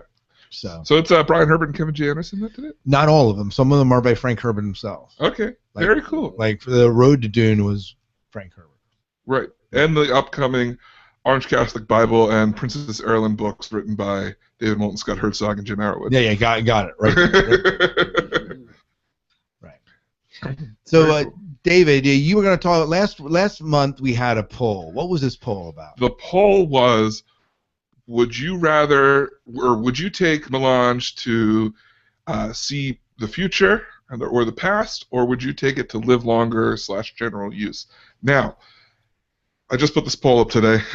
So maybe this poll needs to run another month? Yeah, what I'm thinking is maybe we'll run the polls on our main episode because, we record these in the same night, so it's only about it's like a week and a half till we're looking at the results. So if we give it a full month on the main episode, I think that might be better. All right, sounds good. We'll do that. The poll is up on our Facebook page. It's also in the show notes for the listener feedback show for House Carino. Oh, very good, very good. So I know what I would want to do. Yeah, well, we'll wait and talk about that. We will. I did check in on our poll before, and the graphic had changed very drastically. It was now 33% Guild Navigator, and the rest was. So basically, what we were kind of represented that night. So yep. Mm-hmm. That's right. Cool. Well, Jim, why don't you go ahead and give us some feedback that Roland, who's in the chat room, gave us about Dune. Okay, I'll do my best. It says, "Hi, David, Scott, and Jim. Reading Frank Herbert is like reading poetry. I enjoy his writing style as much as the story he writes. Not only do I give this book a 5 out of 5, but it is one of my favorite books of all time. While I don't want to say I agree with those who are very critical of Brian Herbert and Kevin J. Anderson, I do feel as though I now understand where they're coming from. I really enjoyed that this book was much more focused on a few individuals rather than multiple storylines. I also enjoyed glimpses into the characters' thoughts that I don't remember seeing in the House or Legend series. Also, unlike any of the books we've read so far, I felt the chapter quotes were integral to the storyline. We get to know Irulan and Shaddam through these quotes, and this knowledge pays off in the last chapter. Having the background knowledge of the House books affects several moments in Dune.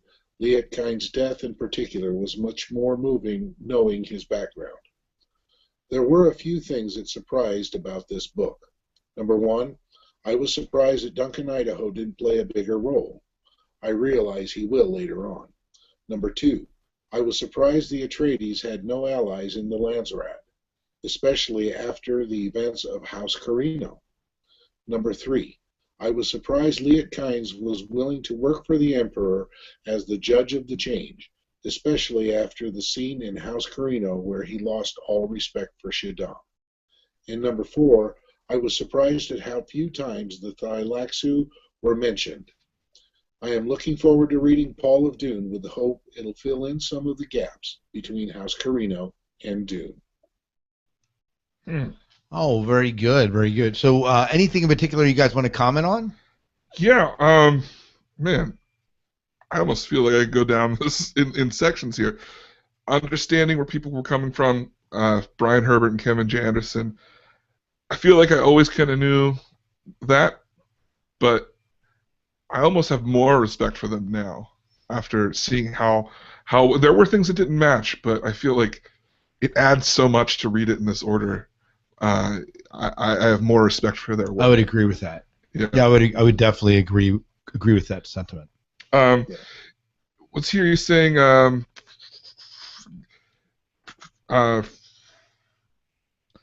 yeah, anyway, having the knowledge of the House books affects several moments that I had mentioned in the main show. Liet Kynes was awesome for me. Number 2 in his list, I was surprised the Atreides had no allies in the Landsrat, especially after the events of House Carino. I think the problem was they had too many allies in the Lancer. That's always how I read it. Is I think from the later books that Shaddam was overly concerned about how much power Leto had. Now, when he went to Arrakis, you didn't. I mean, to the people, it looked like he was getting a gift, so they wouldn't have said much. And then at the end of the book, they don't think he's around anymore, so that's why they're so willing to jump at the gun there. You know, it's not an Atreides issue to them, that they know of. That's kind of how I take that. So well, we saw in House Carino the lengths that Shaddam was willing to go to remain in power. Yeah, that's true. Mm-hmm. That's true. I mean, and that's really what it was to him. It was there was a threat to his power, and he was going to take it out. Yeah. Yeah. Mm-hmm. Yeah. Were you surprised that Duncan Idaho didn't play a bigger role? I guess you had read you knew the book. For me, I was sad he got killed off. I mean, here he is a frickin' swordmaster. You don't just go around knocking off a swordmaster. It took a bunch of Sardaukar to do it, though. Exactly. Yeah. Which is something. Yeah. I think that I was more surprised, in the future, how big of a part he plays, from how small it was to here. Right. I don't think Frank Herbert had the Telexu flushed out in his mind yet when he wrote this. It's probably why they were so small. Right. The key thing, as I thought about the Liet Kynes as number 3 about how he would work for the Emperor, I almost feel like the Emperor just thrust that on him, and it was one of those things where he realized if he didn't respond and take it up, then his position with the Fremen would be in jeopardy. So, any thoughts on that, Jim?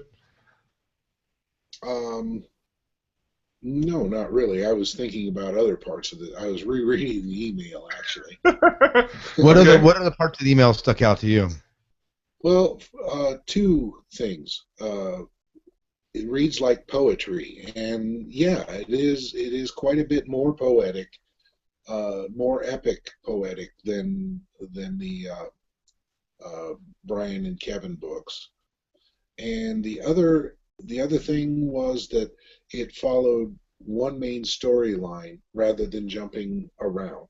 Okay, now I'm not saying that is necessarily better, but it was different, and it was kind of welcome. It was nice to think along one line instead of trying to keep track of several things all at once.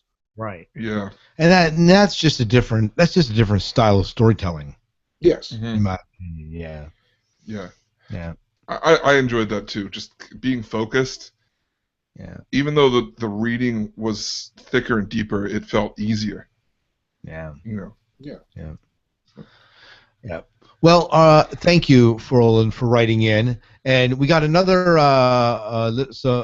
email in, and this comes from Aniti. I think I'm saying your name right, and she said, "It's a gentleman." Gentleman, you can edit that out. And he said, "Hi, Scott, David, and Jim. Thank you for the podcast. Just some quick thoughts. Well, more like personal recollections. I hope you'll find some of this stuff useful for your listener feedback edition. I first became aware of Dune in the early 80s through a T-shirt, of all things. It was a promotion for the upcoming motion picture, just a simple blue logo on a yellow shirt. I had no idea what it was all about. The shirt was brought back from Los Angeles by my best friend's dad, who was a journalist and had apparently participated in some Universal Studios shindig. He says it was touted as the next Star Wars. I was 12 years old when David Lynch film arrived in my native country of Finland.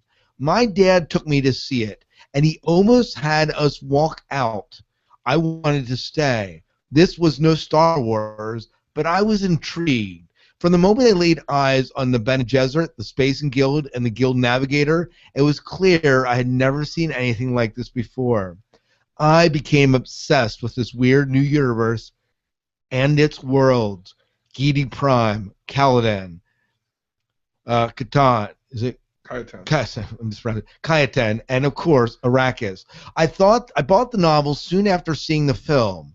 There was no finished translation available, so I purchased the English language edition. This was a slick film tie-in with the movie poster of the twin moons over the desert landscape on the cover.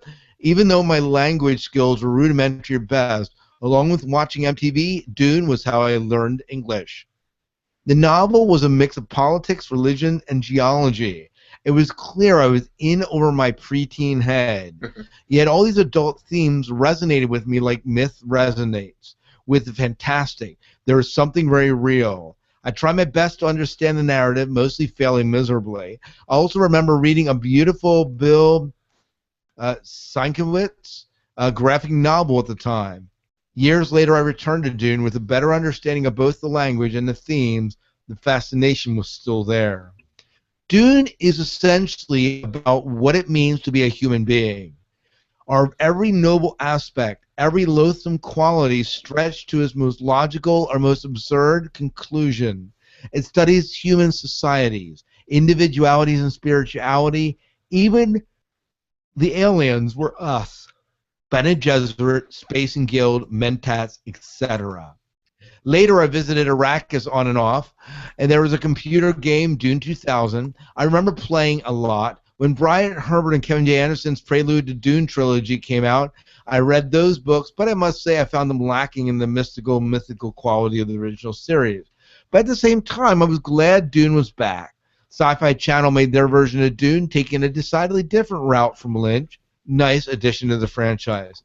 I know you're focusing on the novels, but how about devoting an episode for the film and television versions of Dune, including the ones that didn't happen? Jodorowsky's version and the discarded Peter Berg, possibly upcoming Peter Morrell version. The Lynch film is often lambasted, but in many ways, the world of mythical high weirdness he created matched Herbert's vision and spirit, if not in word. What Herbert created with words, Lynch created with images. One can only imagine what that Chilean shaman Jodorowsky could have accomplished with the source material. Your podcast has really sparked my interest in Anderson and Herbert works, and I decided to give them another chance, starting with The Butler and Jihad. The Sleeper Must Awaken. Yours, Aniti Pessanen. Is it Pessanen? Pessanen. Yeah, Pessanen, I believe. I'm sorry if I'm mispronouncing your name.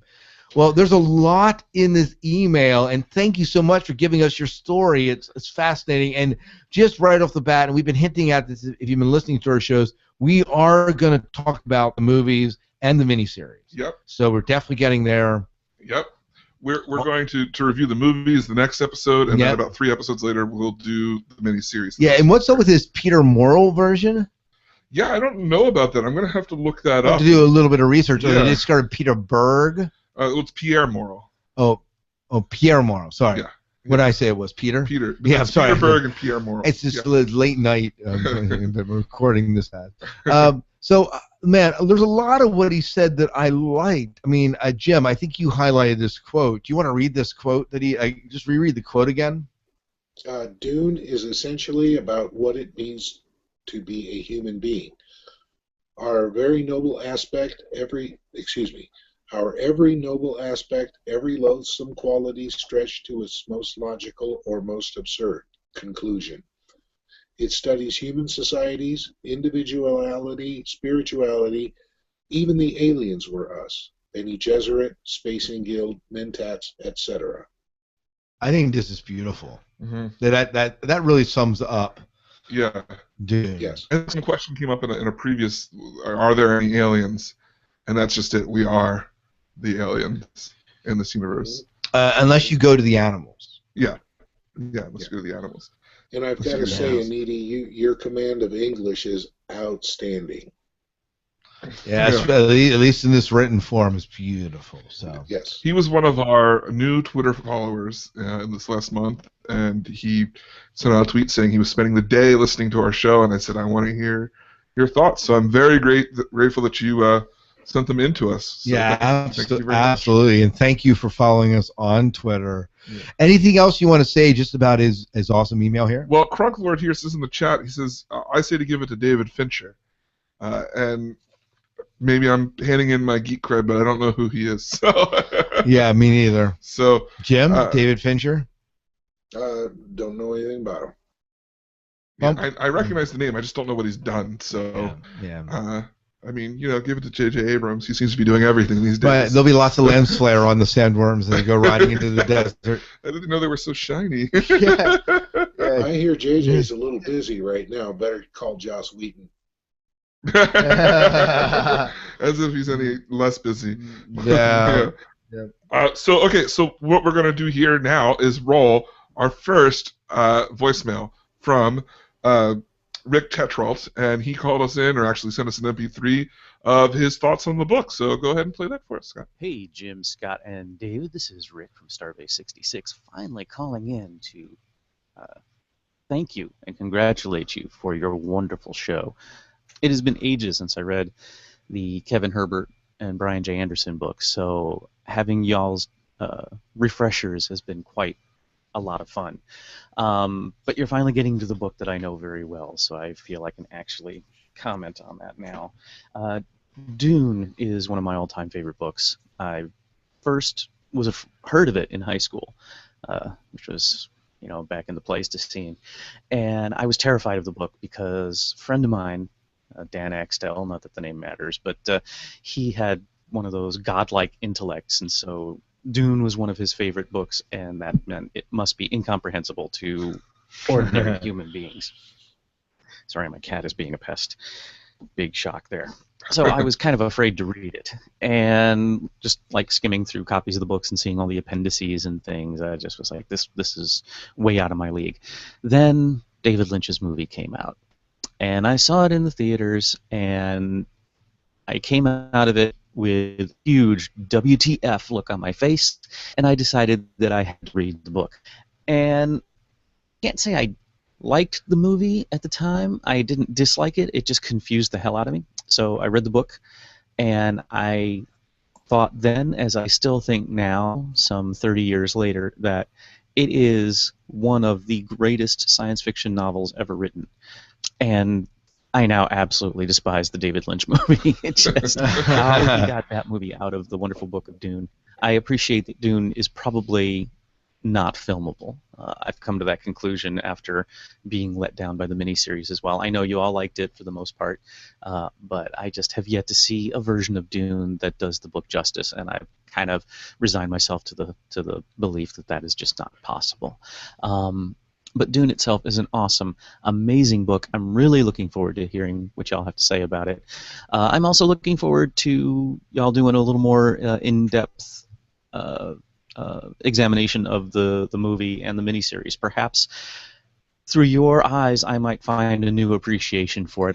I will say this: the casting of the David Lynch film, with the exception of Paul, was spot on. And when I read the characters, in my mind, Gurney Halleck is Patrick Stewart, and Duke Leto is Jurgen Prochnow, and Chani is Sean Young, back before she lost her mind.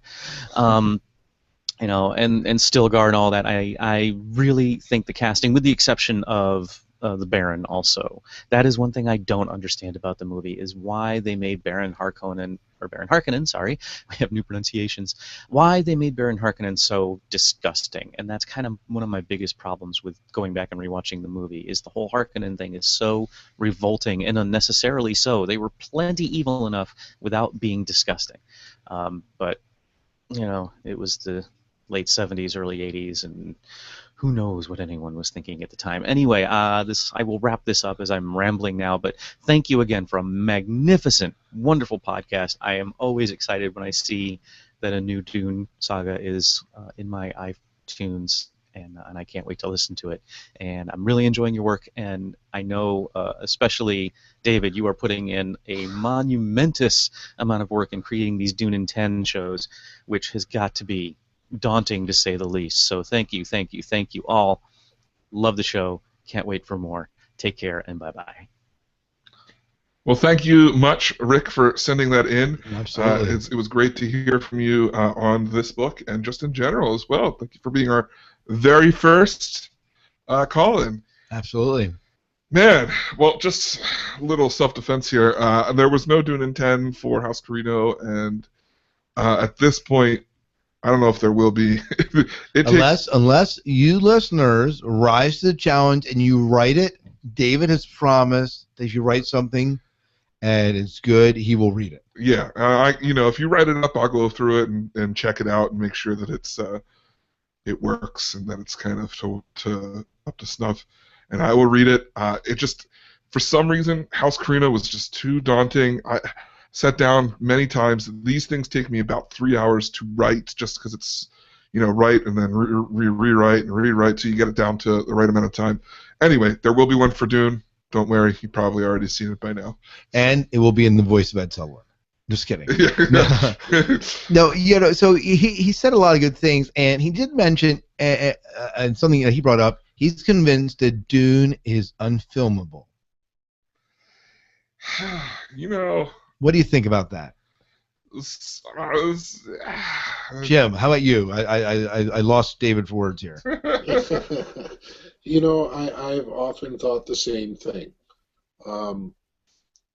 That there's too much there, especially when you get into the heads of some of the characters. It just won't come out right. Yeah. And as Rick said, it was the early '80s, and the battle scenes were there was a lot of battle scenes in the movie that didn't appear in the book, and a lot of other things that I kind of hesitate to discuss, since we're going to be watching the movie. Right. One thing that I have come to rely on over the years, listening to Rick and his podcast, is that he knows film inside and out. He runs a drama department at a college he works at, and I'll tell you what, he usually pegs everything pretty well right on. Huh. Yeah, I agree with what you're saying there. I just want to make note that Crunk Lord had mentioned while we were talking, David Fincher directed Seven and Zodiac. Girl with the Dragon Tattoo. Girl with the Dragon Tattoo, Yeah. to answer that question. Yeah. I think the only way that, well, first off, I love the miniseries. I think I love Children of Dune best out of all of them. I think if you're going to do it, you have to do the books in a miniseries format.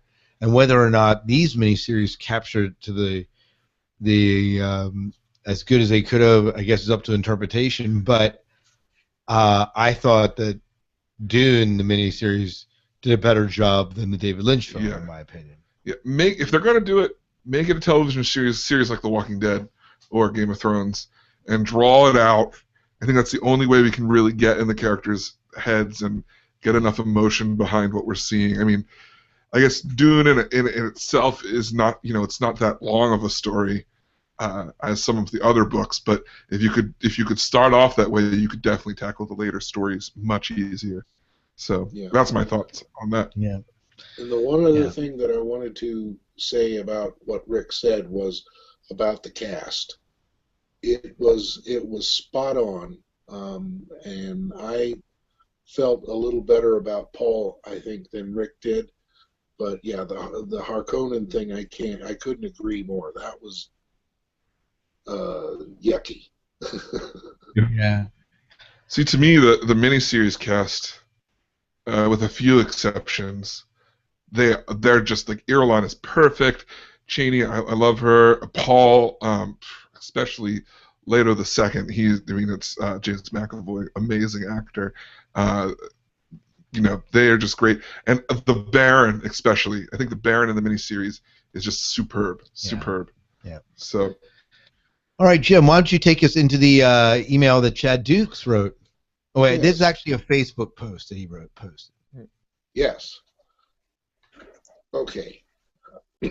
Says, hey guys, love the podcast, but I take issue with how you've chosen to characterize those people who aren't fans of Brian and Kevin's books. You've stated numerous times that the issues that most people have with these books is simply that B and K aren't frank. I don't think that is correct for most people.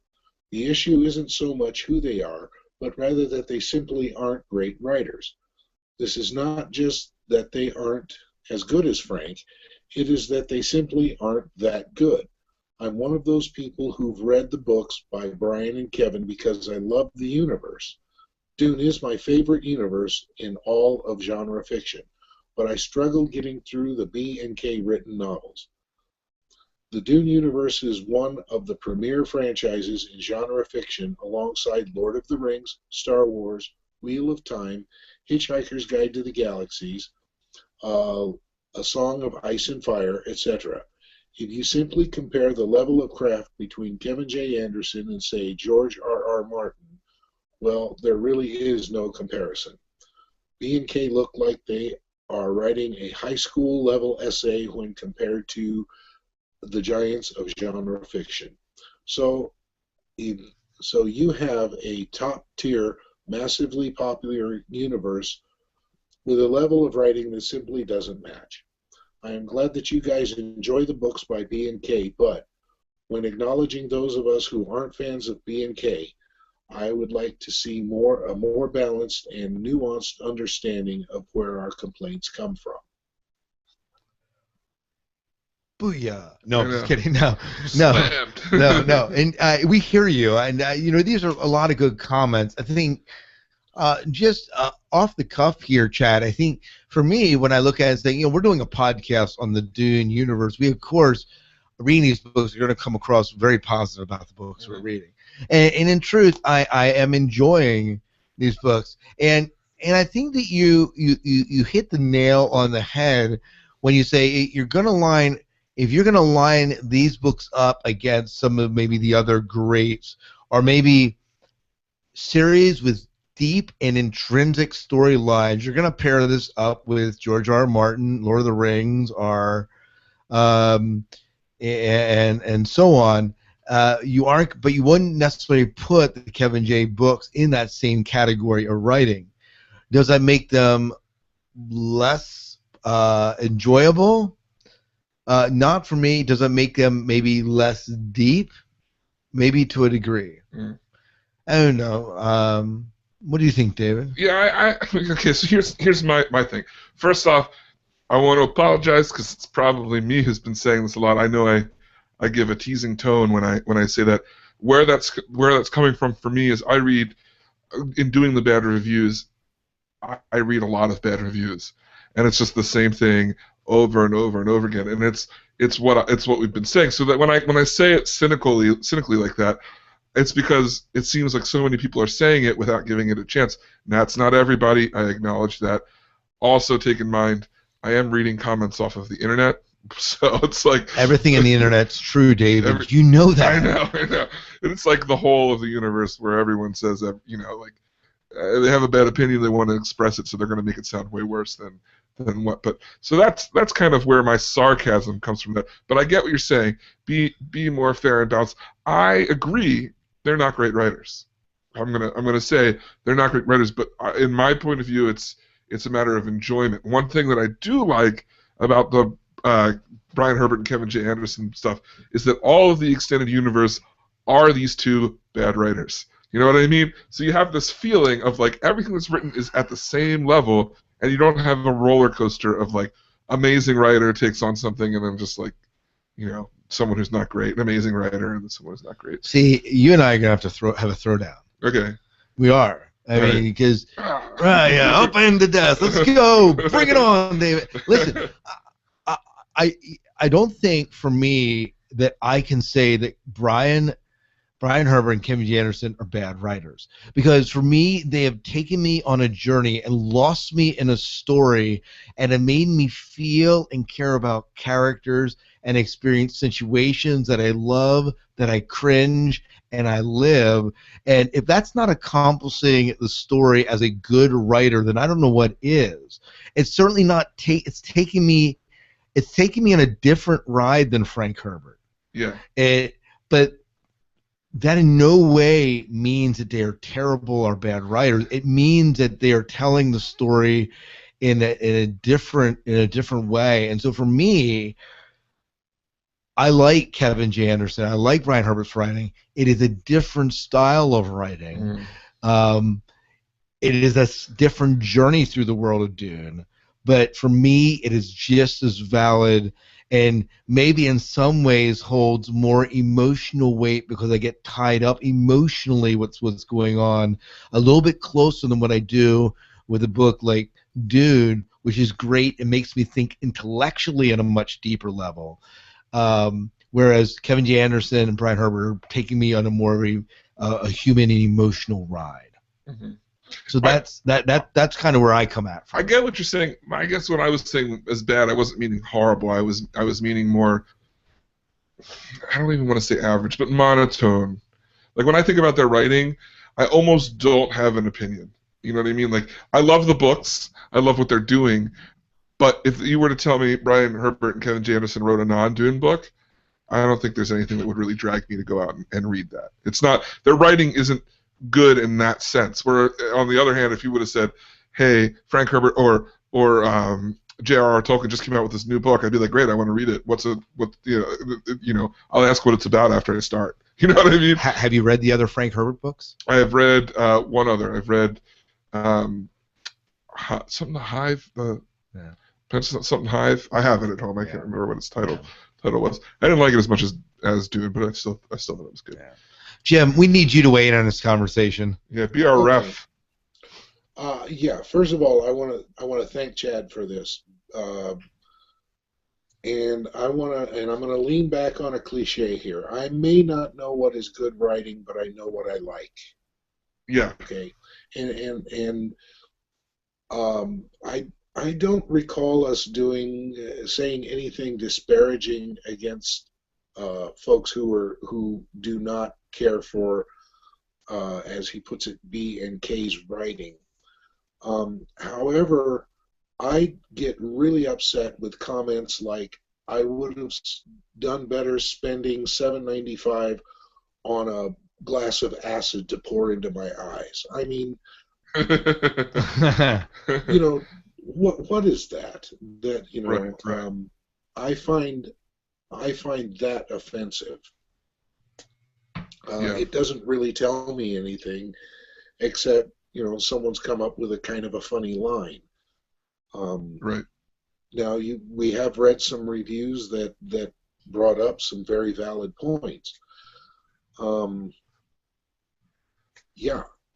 Frank Herbert is a master. His writing is deep. It is thoughtful. It is thought-provoking. Okay, Brian and Kevin's stuff is more on the entertaining side. It is way more detailed, and some may say that it's more detailed than it really needs to be. However, after reading Dune and reading the first 6 books, I can certainly understand where someone has very high expectations after reading Dune and then find that Brian and Kevin's writing may be a letdown. Yeah. In fact, I can sympathize with that point of view, even though I don't necessarily agree with it. Yeah. When there are, obviously differences. Dallas Smoker in the chat room said that Brian and Kevin focus on plot. Frank focused on characters. That being said, certainly what we got is a more of an inner turmoil of characters in Dune. But I didn't feel like I was walking through Butler and Jahan and saying, "Oh, I don't know who these characters are." I felt like I identified and had enough that drew me into a connection to them. Well, it was certainly a different connection than I had with Dune. Right. With Paul. Right. Something that Roland says here is, I agree with Jim. The comments they read on the podcast were extreme, and you are correct. In looking for bad comments, I had to look for things that weren't just the blatant, "I dislike their writing." I was looking for some stuff for us to read. So in the prequels, after I think Butler and John, I did pull more of the extreme ones, and that was basically because I needed some variety in what we were going to talk about. But I will say that a lot of what you read on Goodreads, if you go and check out the reviews, that's where I get them, you'll find that it's repeated a lot and a lot. I do take a lot of the fault in, I think, that what he's feeling here, because I did put forth a in announcing that I was reading the bad reviews.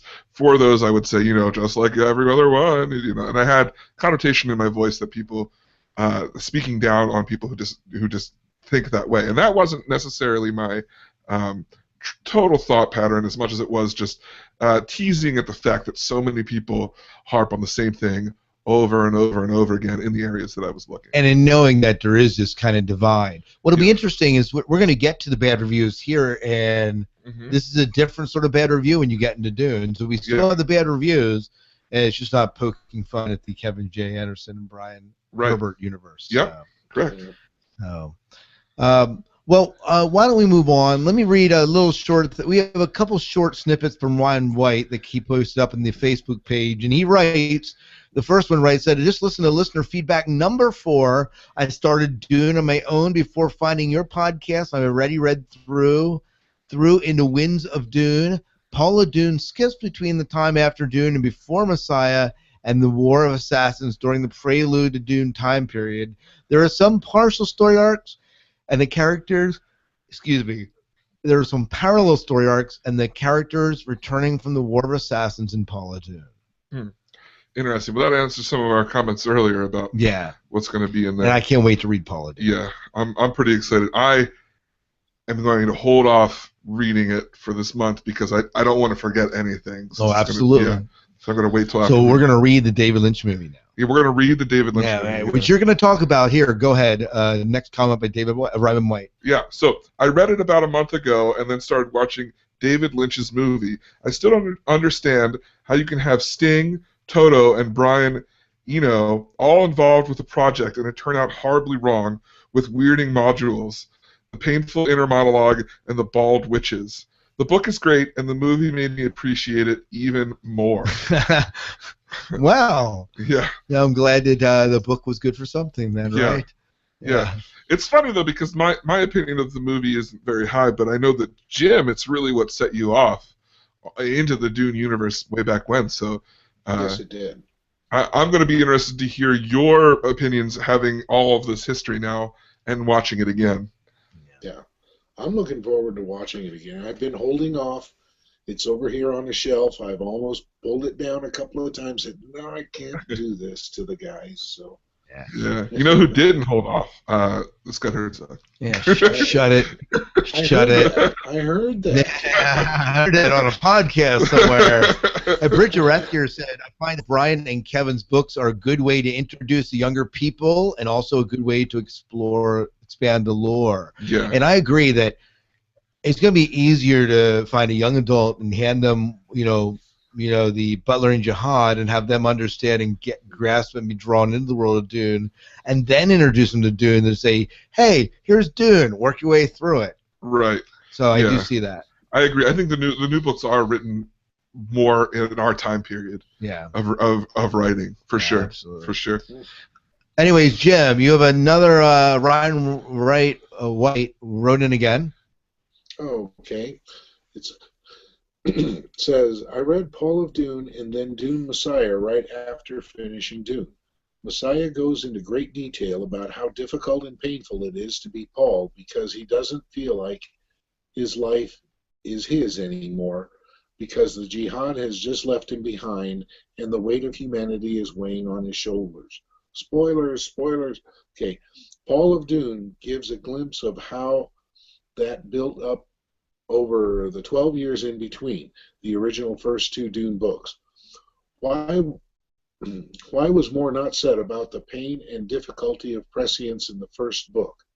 I know that Paul was just coming into awareness, but being the KH, it seems like all the stuff from Messiah would have been there waiting already. I found that reading all 8 of the new books prior to reading Dune again really helped me enjoy it so much more this time around. But I still don't like how fast it wraps up. A little too fast for me. This is the one series that I read again and again. I wish that KJA and BH would put all of the quotes into a book and sell it. There is so much wisdom in each of the quotes, and it is not always an immediate thing.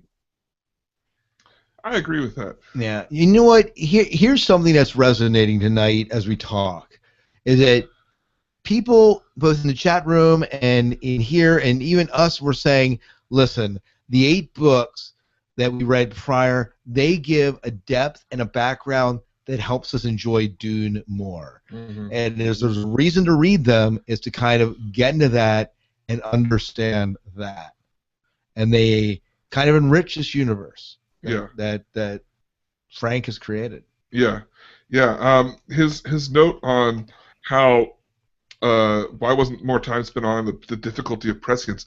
I feel I didn't remember that, so in reading this book, I felt that it was more prominent than I remembered. Right. How difficult it was, and I think in the main show, like what I said, one of my favorite parts was when he was first like grasping this in the tent with his mom on the first night in the desert. It was really hitting him.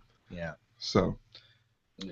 And this is the last email we got in before we go into bad reviews.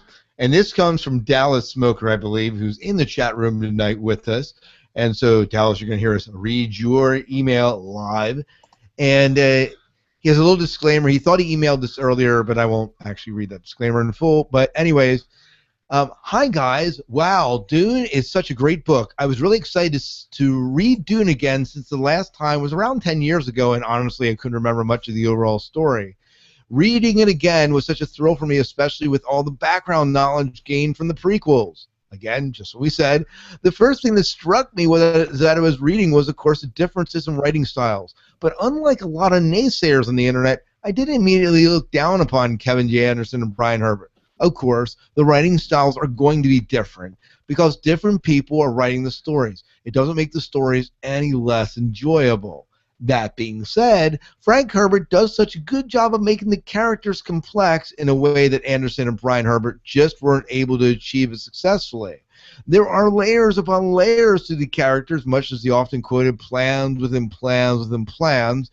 The reader can feel the struggles of these characters go through and really connect with them through the story.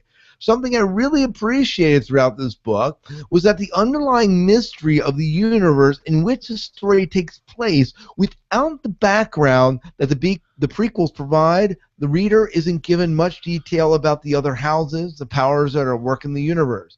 You're simply dropped into a political coercion that forces the Atreides house to Dune and then are privy to the spiritual awakening of the planet. The entire story is shrouded in a foreboding sense that something bigger is taking place, similar to the concerns that Paul has concerning the Jihad, and makes the reading of the story really enticing, almost like you're one of the Fremen trying to wrap your head around this Paul guy. My favorite part is at the end of the book when Paul and Fade Routh fight, as well as the scene where Fenric inwardly acknowledges that he could kill Paul, but doesn't because of the sense of the brotherhood they shared. I give this book a solid 5 out of 5. Can't wait to watch the movie again. Awesome. Yeah, he said some real good things here. Anything stick out as far as what he's saying? Jim, how about for you? Yeah, he agreed with me when, or I should say I agreed with him. He wrote this before we recorded. Paul and the Fade Routha fight was just great. And I had forgotten that Fenring thought about him being able to kill Paul. That was something that had slipped my mind. Well, you know, in that scene makes knowing the history between Shaddam and Fenring makes that scene all the more powerful. Yeah, all the things that he did for Shaddam. Yeah, it's like you think about the history, and then this instant he disobeys him. Yeah, it's and without that background history, the full weight of that is different. Mm-hmm.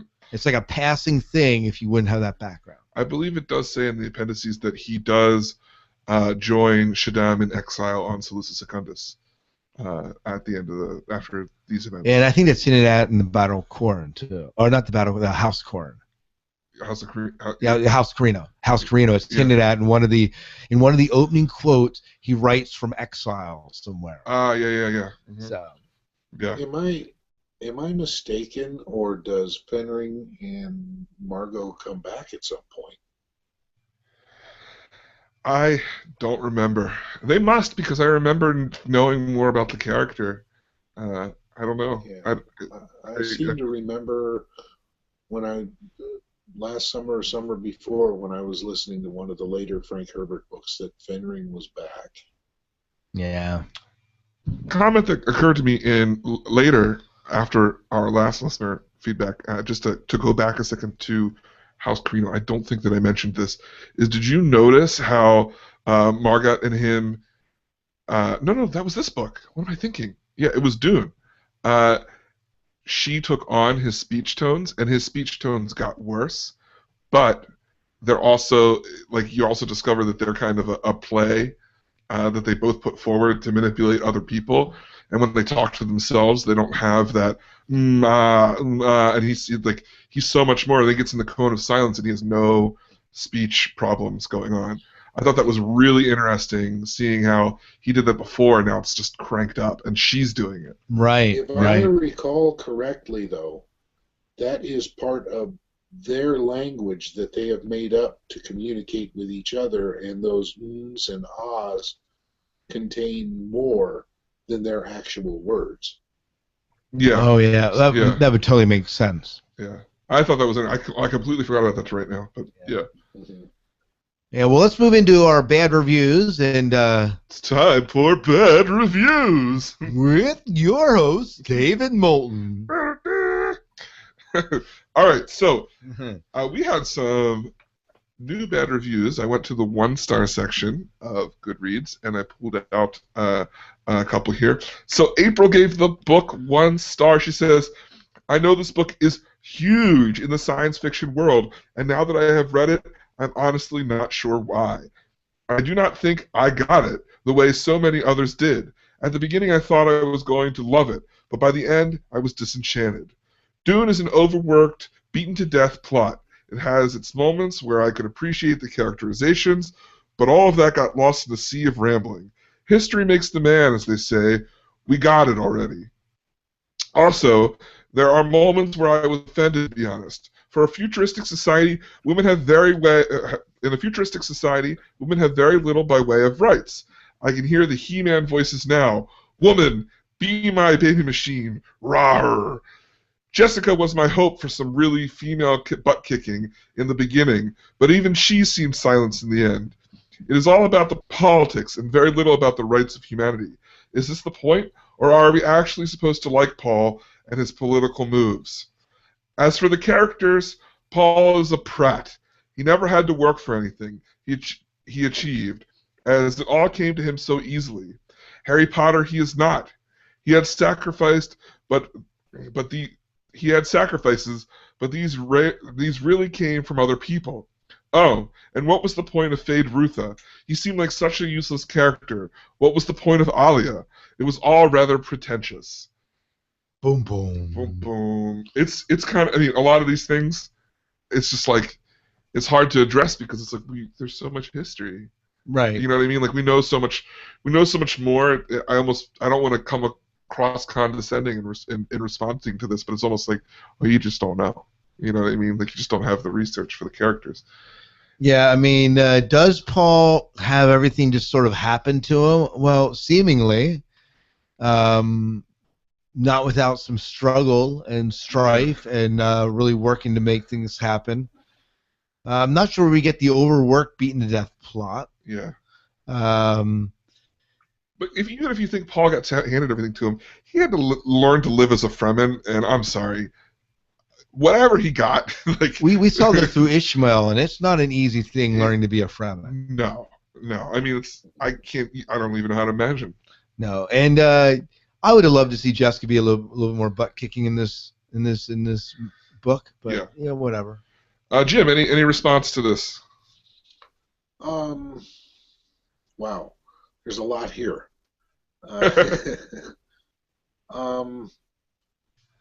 Jessica held her own when she was attacked by Gurney. She, I don't know. Wow. Yeah. Yeah.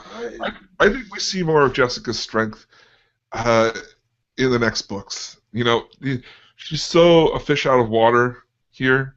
dealing with so much. I think I don't know. I kind of give her a cop-out card. Yeah, well, what do you do? She has a planet she doesn't really want to go to. She's just lost her husband. Yeah. Her son's going through puberty and adolescence. And is on this Messiah crisis that he's going through. I mean, come on. I mean, as a mother, you have to be kind of thrown out. You give birth to An adult. a genetic freak that is somehow can speak full sentences and knows stuff that she shouldn't know. I think your world's pretty turned upside down, David, don't you? Yeah. I think so. Yeah, absolutely. I love what Bridget Rescue said. He thinks the one-star is the most likely student to have been assigned his reading. And that sounds like, when they made the Harry Potter reference, I'm like, yeah, okay, you're a different generation of readers. Yeah. Looking through the bad reviews, I mean, there was back and forth. A lot of the longer ones were written by women, and I was surprised at that. I thought, well, you know what? And again, women are not greatly or positively really represented in this book. We've got to put that in context at all. Definitely a man's world here. Yeah, definitely. Yeah. So you just don't see that in Frank Herbert's initial book. I mean, it might change in the other books, but here, definitely not. Correct. However, in defense of April, I would have to say that thinking back to when I first read Dune, had I not seen the movie first, I probably wouldn't have appreciated the book as much as I did. Yeah. Interesting. And I would probably not have understood it and went back to reading my usual Clive Cussler and that kind of thing. Yeah. True. Huh. Well, on to our next one. Kit gave it 1 star and said, when I finished reading Dune, I couldn't quite believe that people enjoyed this book seriously.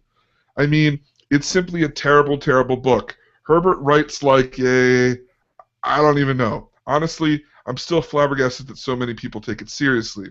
The characters are, at best, one-dimensional and at worst, offensive. There are so many better science fiction books out there. I beg of you to not waste your time slogging through this one. I couldn't even read it as a so bad it's good laugh. The author's writing is so humorless that I'm now going to recommend Dune to actors before they step on stage to prevent corpsing. I love the last line. Roland just had a good point here. He said Dune ends with 2 women speaking about their importance. I love the line that Jessica says where, the concubines will be the ones that history records as wife, being more important. Yes, it does. So, in this, I get what they're saying about one-dimensional characters.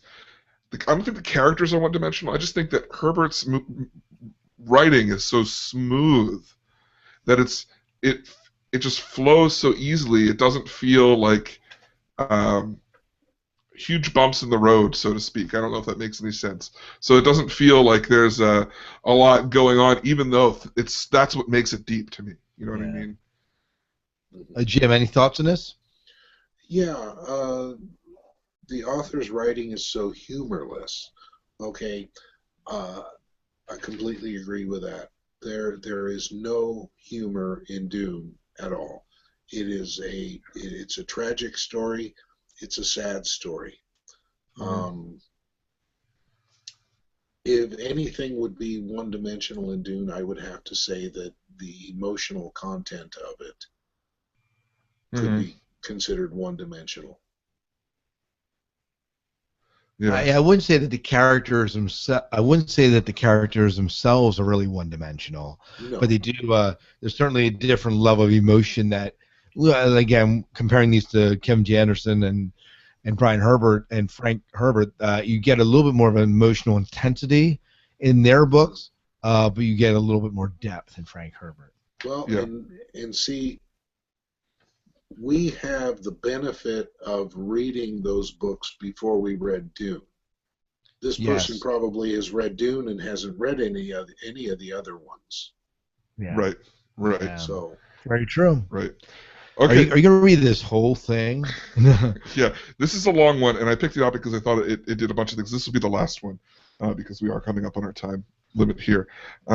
So Jay gave it 1 star, of course, like the others. I did have a 2-star one, but this is really long, so we'll just stick with this one. If this is the gold standard against which all science fiction must measure and be judged, let's just blow our brains out right now and call it a day.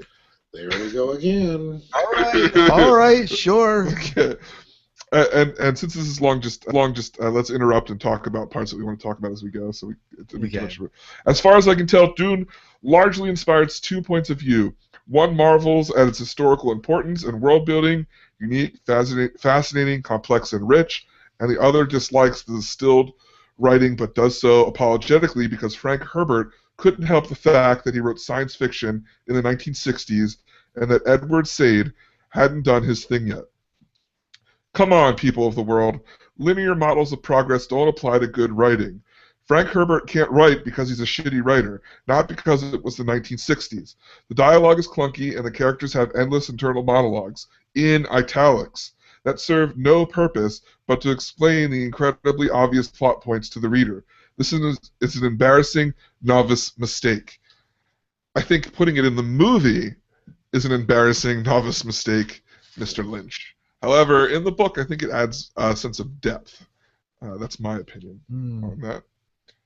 The plot also lacks any element of surprise. Princess Irulan, obviously oblivious to the concept of spoiler alerts, Princess Irulan, oblivious to the concept of spoiler alerts, summarizes all major plot points in her historical vignettes, which introduce every single chapter. We can't wonder about whether and how Jesus Christ Paul will become the Messiah of the people because the princess has already told us before we begun the book. We can't wonder about who the traitor in the Atreides house is because Princess Irulan's vignette is all like, Yui, Yui, a million deaths were not enough for Yui. Okay, let me say this about spoilers. This is my philosophy on spoilers, period. And I had this philosophy about TV shows I'm watching, movies that I'm hearing about. Spoilers don't bother me like they bother some people. For me, I can hear something spoiled, and I'm still fascinated by the journey. Mm-hmm. And that's the way I feel about learning about Yui, the other things, the other plot points that are kind of hinted at. Shakespeare in Romeo and Juliet spoils the entire dang play in the first 14 lines and then says, you know what, you didn't get it here. I'm going to tell you the same story in 5 acts. Stick with it, boys. And it's a journey that you go along for. It's a ride you go along for, despite the fact that he just gave you a plot synopsis and spoiled the whole thing. Yeah. I think that's what Herbert was counting on in this book. You know, here's this thing. You know it's coming. Let's see how we get there. Right. Yeah. It's certainly an interesting way to write, no doubt. Yeah. But I'm not bothered by it. Yeah. Any comments, Jim? I wish Jay wouldn't hold back. Just tell us what you really think. Yeah. Well, right. We might need to edit this next line here. Yeah. And then there's the world building. It's so effing lazy. Half the words are lifted from the Arabic and Arab-Fremen culture, is the result of a scavenger rampage through Islamic concepts. Scraps of Buddhism and Frank Herbert's Orientalist curiosities all cobbled together into a cringe-inducing whole. The main subject of this book, the Sand Fremen, they use a bad word there, have been in the deserts for thousands of years, border on religious fanaticism, and haven't changed a bit over time. They pray Salat, conserve water, because hello, desert, and wait for their white savior, Paul, to bring them out into the light, or into the shade, as it were. They frequently declare Muslim-sounding things in bastardized Arabic, and they are very upset because the imperial forces are preventing them from doing Hajj. It's unclear how the imperial forces have blocked all unbounding flights to Saudi Arabia, but we'll take it on faith.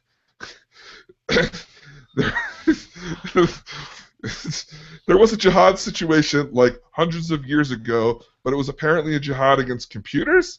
I don't know. The Fremen also do this thing where 2 men will fight to the death, and the winner will take the dead man's woman as his wife or his servant. Well, let's stop here. First of all, he obviously hasn't read the Butlerian Jihad because we're 10,000 years in the past, right? And this obviously fleshes this out a little bit, so he doesn't have that context again to kind of establish it. Yeah, and I liked the mixed Buddhist-Islamic Orientalism into the story. When I first read it, I was like, it really feels like an evolution out of our world. You know, who knows? At that point, I didn't know what had happened to Earth, or it was in the same universe, but it felt it could be either the beginnings of or something that came from. So, Yeah. anyway, is there anything that... No. Okay. Given the history of the U.S., I think it's hilarious that a book full of racism, imperialism, and misogyny was considered groundbreaking in the 1960s. Okay, right there. Stop. Yes.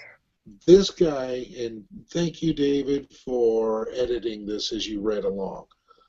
But Yeah. if you can go on Goodreads and read this and see this guy's language, and then he's talking about having a problem with racism. Yeah. Yeah, absolutely. Absolutely.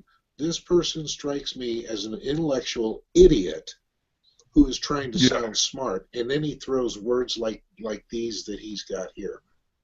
Yeah. Again, if you want to find his review, it is Jay. He gave a 1-star review, and it's under the Dune section of Goodreads. Yeah, you can sort by 1 star, and I think it was on the first page of that. So I find the other thing that makes this utterly offensive. He's not done yet. Yeah, there's more. The other thing that makes this book unreadable is Frank Herbert's I, Tarzan, You, Jane approach to gender. And then he quotes the book as in, there is in each of us an ancient force that takes an ancient force, in each of us an ancient force that takes and an ancient force that gives. A man finds little difficulty facing that place within himself where the taking force dwells, but it's almost impossible for him to see into the giving force without changing into something other than man. For a woman, the situation is reversed. The greatest peril to the giver is the force that takes. The greatest peril to the taker is the force that gives. Now you may want to edit this next little paragraph. Yeah. Man has the mighty appendage. Mighty appendage does the thrusting action. Woman has the sacred place, and the sacred place is open for the appendage. Thanks for clearing that up, Frank. Let's briefly saying what he said. Yes, in not so many words. Yeah. Male and female characters in this book align nicely with Frank's pole in the hole view of the world. The men do the war because they have the appendage, and the women do the manipulation and mind control because they have their stuff. They are sacred place. The sacred place. Yeah. They are either wives or concubines, and having children is of the utmost importance. Man and his woman sometimes have tender conversation about all of this. Observe. Paul says, Paul began tightening his still suit. You told me once the words of Kitab al-Ibar, he said. You told me, woman is thy field, go then to thy field and till it. I am the mother of your firstborn, Cheney says. Wow. The guy says, how romantic. Do we want to stop here? I think we need to stop here. It goes on, and it's just, his language is obviously one where, I don't know. I don't know what else. I don't know how to respond to this, David. Yeah. I don't. I'm going to skip ahead. He continues to go on about the roles of men and women, but I'm going to skip ahead here to opposite the cartoon hero is the cartoon villain. He's really, really evil. He wakes up evil, goes to bed evil, and all the time in the middle, he has evil conversations and evil thoughts. Many of his evil thoughts are in italics, so we know exactly where the story is headed, because plot twists are also evil and will not be tolerated. Please note, he is also fat and eats a lot. And he's also a pedophile homosexual. My comment to this is that's one of the things that I thought was overdriven in the prequel books. Just like everyone came up against the evil Harkonnens, and they were just so evil, and everyone had a Harkonnen story. However, I didn't feel they seemed as evil in this book. No, they definitely they don't. They're evil, they're bad, but they just don't seem as evil. Yeah. He says, I really have nothing more to say. I'm glad I took the time to wade through this. Horrible book. I can't read sci-fi and not have read Dune. As I always expected, I might hate it, but at least now I have proof. Wow. I think I picked a good one for that. It's not worthy of response. It's just not. Yeah, it's rubbish. Yeah, that's what I feel. I love Bridge of Chris's send hate mail to whatever his email is. Yeah, but again, if you want to respond to Jay, he's 1-star review on Dune and Goodreads. Yeah. So you can do that. So. Yeah. Man, you nailed it, Jim. He's complaining about all these things, but it's like he's contradicting himself and becoming that thing that he is. Yeah. So. Yeah. Well, let's wrap this up, guys. Yeah. So just a reminder, we'll be hosting Dune, David Lynch's Dune, at Penn Cinema in Lidditz on June 15th at 3 p.m. And we'll be hosting Jodorowsky's Dune at Zootropolis Art House in Lancaster, Pennsylvania on Wednesday, June 18th at 6 p.m. If you're in any way local, we hope to see you there. And if not, we will be talking about both these movies on the show. So. Yeah, and we will record our conversations that we have there. Yep, so. absolutely. So now, if you want to get in touch with us, you can do it in several ways. The best way to do it is to email us at dunesagapodcast@gmail.com. Or you can call our new listener voicemail line, 1260577-CHAT. That's 1260577-2428. Yep. You can find us on Facebook at facebook.com/DuneSagaPodcast, as well as on Twitter at DuneSagaPodcast. Of course, all of this information can be found at all this information can be found at DuneSagaPodcast.com, along with our live broadcast of our recording, which we have many people in the chat room with us this evening. It's glad to see you all along with us, and we hope to see you back here in a month. Yeah, and thank you. I mean, you guys stuck with us for, 2 hours? Yeah, 2.5 hours. So almost 3. Yeah, almost 3. So thank you guys for sticking with us. And I believe that's about it. So, Jim, why don't you take us out of the show? Okay, once again, for the Dune Saga podcast, I am Jim Arrowwood. I'm David Moulton. And I'm Scott Herzog. And may Shai Hulud clear the path before you. We got through it. Yay! I left in how you did on the last listener feedback. And may, what's our tagline? Yeah, that was funny. I would like to know what our friend on Facebook has to say about that guy's. Who, a Bridge Arrestor? No, the one that said that we we needed to take a more balanced approach. Oh yeah, that was was that Chad? It was Chad. Chad Dukes. You should copy that and paste it into a response to him and ask him what he thinks about that. Yeah. Yeah. Are you sure you want to paste that on our Facebook page? Probably no. I think you can send a message. Yeah, probably. I'll send it to him personally. Just get his thoughts. Yeah, I would be interested to see what he thinks of that. Yeah, maybe he can write in next week and let us know. Yeah, I'll do that. Okay. All right. That was good. I do need to jet out of here. I need to get these files to David. I need to go to bed. I have school tomorrow. Yeah, you have to work tomorrow, don't you? Yeah. No, you shut up. He's still in 5th grade. He's got to finish 5th grade. All right. We'll see you. Yeah. All right. Good night, guys.